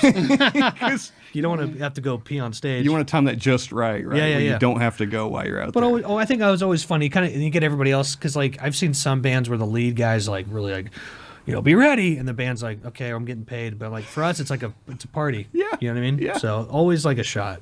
Any idea at this point, since you started touring, how many tours you've done? Tours, not a ton where it's like a tour. Yeah. But you can call me like a weekend warrior. Yeah. Where yeah. I'm like, hey, we're gonna do this run. You know what I Yeah. mean? But shows, man, I don't know. When I was doing full-time music, I was doing like 3-4 nights a week. Nice. And so BMI Live is a thing where you get paid now when you play shows. Man, I thought I was the richest guy in the world. I was getting like a couple grand every BMI check. And living in Charleston, my rent was $400. And so I was like, oh, this is it. You know what I Sure. mean? Yeah. But then I saw guys that were older that were in Charleston, like trying to make it. And like they don't look too healthy because they're drinking all the time. Yeah. And I was like, man, I need to do something else to like where I don't have to always be playing because there's always a bar tab or something. You're like, oh, fuck it, I'll have a drink. And then like it's a cycle. And you're not eating really good food. You're eating like chicken tenders. And so eventually I was like, okay, I can't do this all the time. But I definitely played a lot of shows, but it got my playing up for sure, where I can play for hours. And there's only so many artists out there that have, like the big time tour buses and the chefs on the buses that are cooking them. Every Yeah. The good food. Yeah, the good food. Yeah, it's tough when you tour. You always try to find good food. If I see a Panera Bread, I'm like, guys, we got to stop and eat. Yeah. It's slightly better. Uh-huh. Actually, I love Panera Bread. I do, yeah. Like Love Panera. They have good choices in there. You can make good choices. When I do tours where I'm like driving all week, meeting other accounts, Panera Bread all day, and then I'll keep the cup in the car so I don't pay for another soda. You know what I mean? So Scott and I were on I do know what our you mean. baseball. yeah, I do that shit all the time. Scott and I were on our baseball and brewery tour recently, and we were, I think we were leaving like Cleveland or something, and we were trying to figure out like where we go for breakfast, and we were laughing. I'm like, there's like a Perkins or an IHOP, but wait, there's Panera. Panera. So yeah, we Panera. There were Yeah. 3 or 4 things that were like, Panera. Hey, Yes. Panera. Always. Dude, I think you're a psycho if you eat Taco Bell during the day. Oh, Yeah. you know what? That's a late night. It's a late night food. thing. Ask him what I think of Taco Bell, but What do you think of Taco Bell? But he doesn't. He's not a big fan of the Taco Bell. I love Taco Bell at night. At night. it's At the night, best. maybe at night. No, I think it's the shit, dude. Like you get a whole bunch of random different things for like $10. yeah. Well, now And then drink some it's like whiskey and $20. have some Taco Bell. Yeah, my girlfriend's Latina. She's Mexican. All right, She hates Taco Bell. She's like, this is not. I'm like, no, this is good shit. Yeah, but I can Yeah. get it at 1 a.m. if I want. Yeah, I'm like, come on, man, this is good shit. But living in LA, oh man, the Mexican food there was so good. There's no Waffle House on the road. Well, in the southeast, hell yeah. Yeah, You know what I okay, mean? yeah, but out there it was Denny's. We actually were California. talking about Saw that when Denny's. we were traveling through Saw Ohio. Denny's. and Or IHOP. somehow, yeah, IHOP and Denny's Yep. came up, Yep. and we both got. I'm like, I think the last time I went to a Denny's was many years ago, and I was with a buddy of mine, and like the waitress sneezed on our food, and I never went back. I said, I don't want mayonnaise. She takes your sandwich, just wipes it off.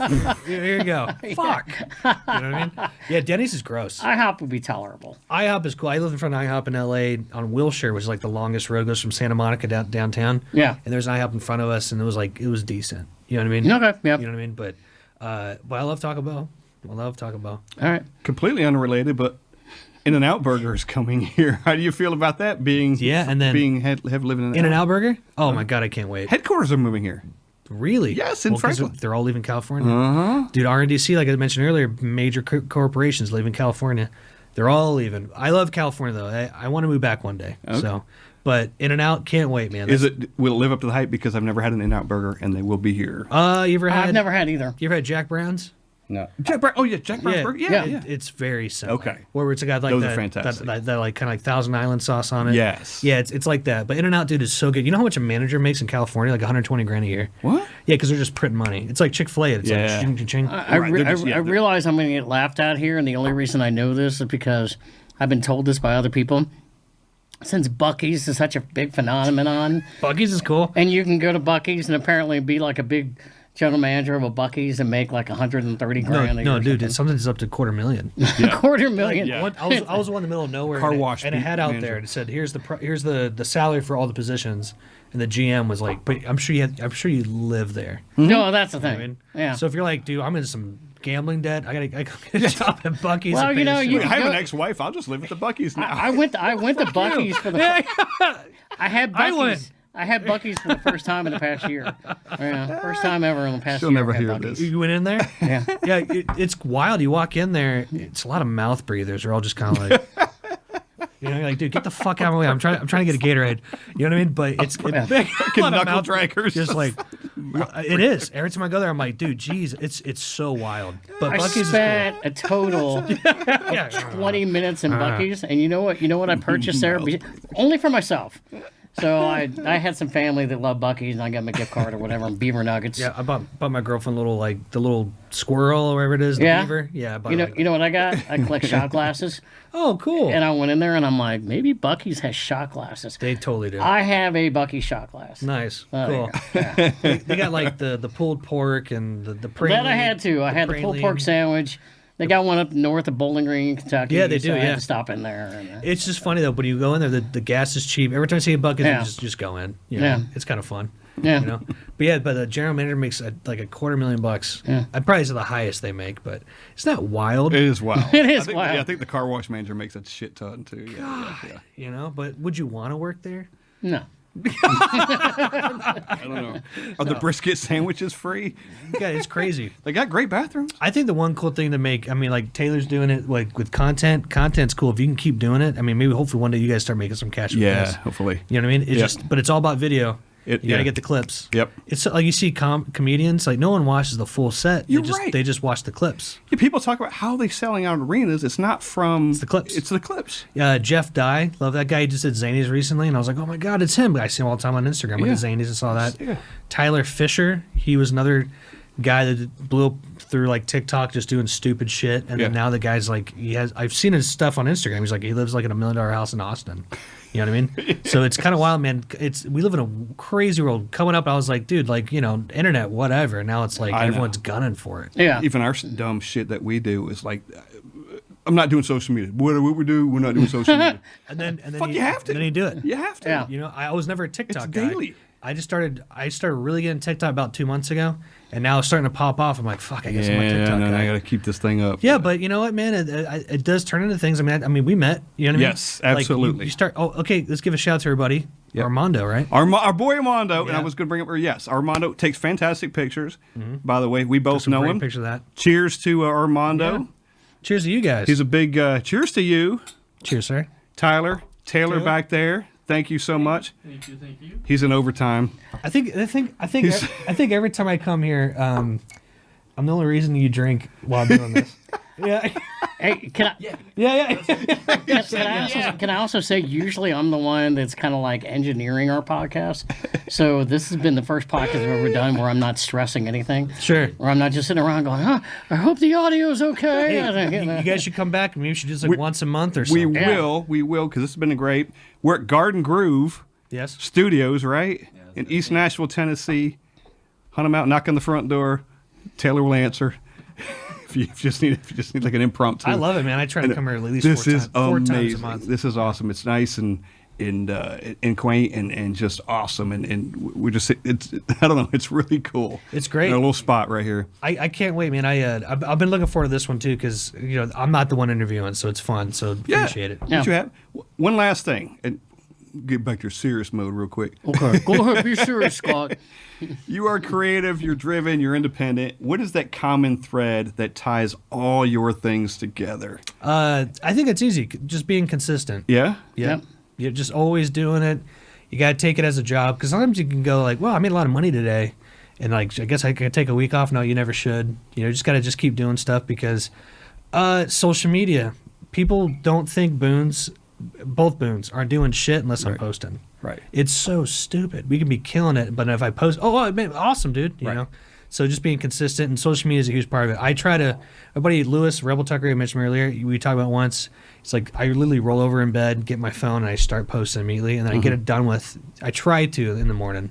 You know what I mean? Yeah. And then all of a sudden you start seeing results from it. Like some other bar picked up Boone's the other day because I followed them and I posted something. Goes, hey, we just picked it up, you know. Yeah. So just being consistent. Well, let it be known that Tyler Boone is actually doing his own social media. That's right. He is And I know the this man. because the reason I met you is I think I had texted, DM'd the Instagram account originally, and it was you that responded. Yeah. And here we are today. I had a So- guy on LinkedIn yesterday hit me up. We connected, and he goes, "This is the actual Tyler." I Yeah. go, "Yeah, dude. Like what?"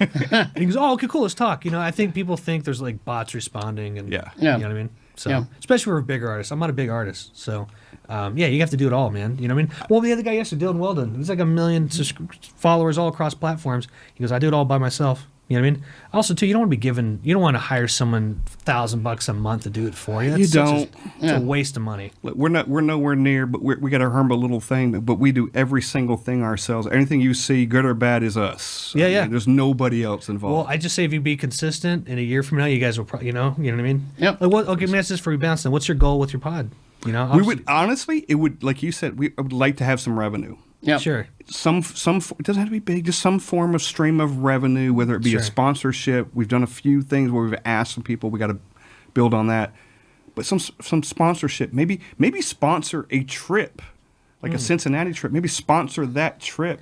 And, Sure. and I think The the thing whole that way, you, you know, something like that. And not to interrupt, I think the thing that you had also said was consistency. Yeah. I mean, we put out, usually a podcast a week. We try to be consistent. We try to Sure. have good content. Sure. And I think the thing that we've tried to be consistent about is we try to be a champion for what we do representing the craft beer community, Sure. and we don't crap on breweries. We don't crap on beer. I mean, we might say, Something. oh, we drank that beer and not our thing, but, it's subjective, right? Sure. Yeah. And so we just try to be out there championing everybody. I think maybe what you could maybe do is like, once you guys get your platform bigger and get some more subscribers, you can leverage it and go, hey, you got this big thing on Saturday, like how the breweries have that shit on Saturday with like live music and all this Yeah. fun stuff. Go, we'll come out and do it live, pay us $150. Yeah. You know what I mean? Like, Yeah. just something simple. And they go, Just to screw get- it, we got a podcast out there. Yeah. And that's what my buddy Box, who was a DJ guy back in the day, that's what he did. He used to call it Box and something. I can't remember the name of it, but he would go with his podcast live, like a radio thing. We have like the table and the Yeah, tent. yeah, And he would definitely. go live and he would get paid like $200 just be at a brewery. That's cool. Yeah. That's You know what I cool. Yeah. Yeah. We haven't got paid for it, but we've gotten invitations, and we got more coming to come out and do it, and we'll give you tickets for the thing for free Sure. and come out and do it. So that's kind of a step in Sure. that direction. So Well, let's keep collabing, man. if you Yeah. we all, I mean, we're fans of yours, obviously, and thanks thanks so for much. thanks for doing this in our stupid little podcast that No, we man. have. But no, this was great. Thanks for this introducing us to Taylor, Taylor, thanks having Taylor. us here. Taylor, thanks for having us and staying late. And I got the second hour. So. the second, Cheers. Anyway, cheers, Guys, thank you. Tyler Boone, Yep. Taylor over here, Say your podcast name one more time. Brewery Underground Podcast. Brewery Fuck Underground yeah. Podcast Thank Cheers. you. at the Garden Groove Yep. Studio in Cheers. East With Nashville. our good friend, singer-songwriter, Tyler Boone. Cheers. entrepreneur, All that Cheers. shit. all of it. Tyler Boone. Let's finish. Cheers. Let's finish this bottle of whiskey. You're cool. Boom. All right. Cut. Whew.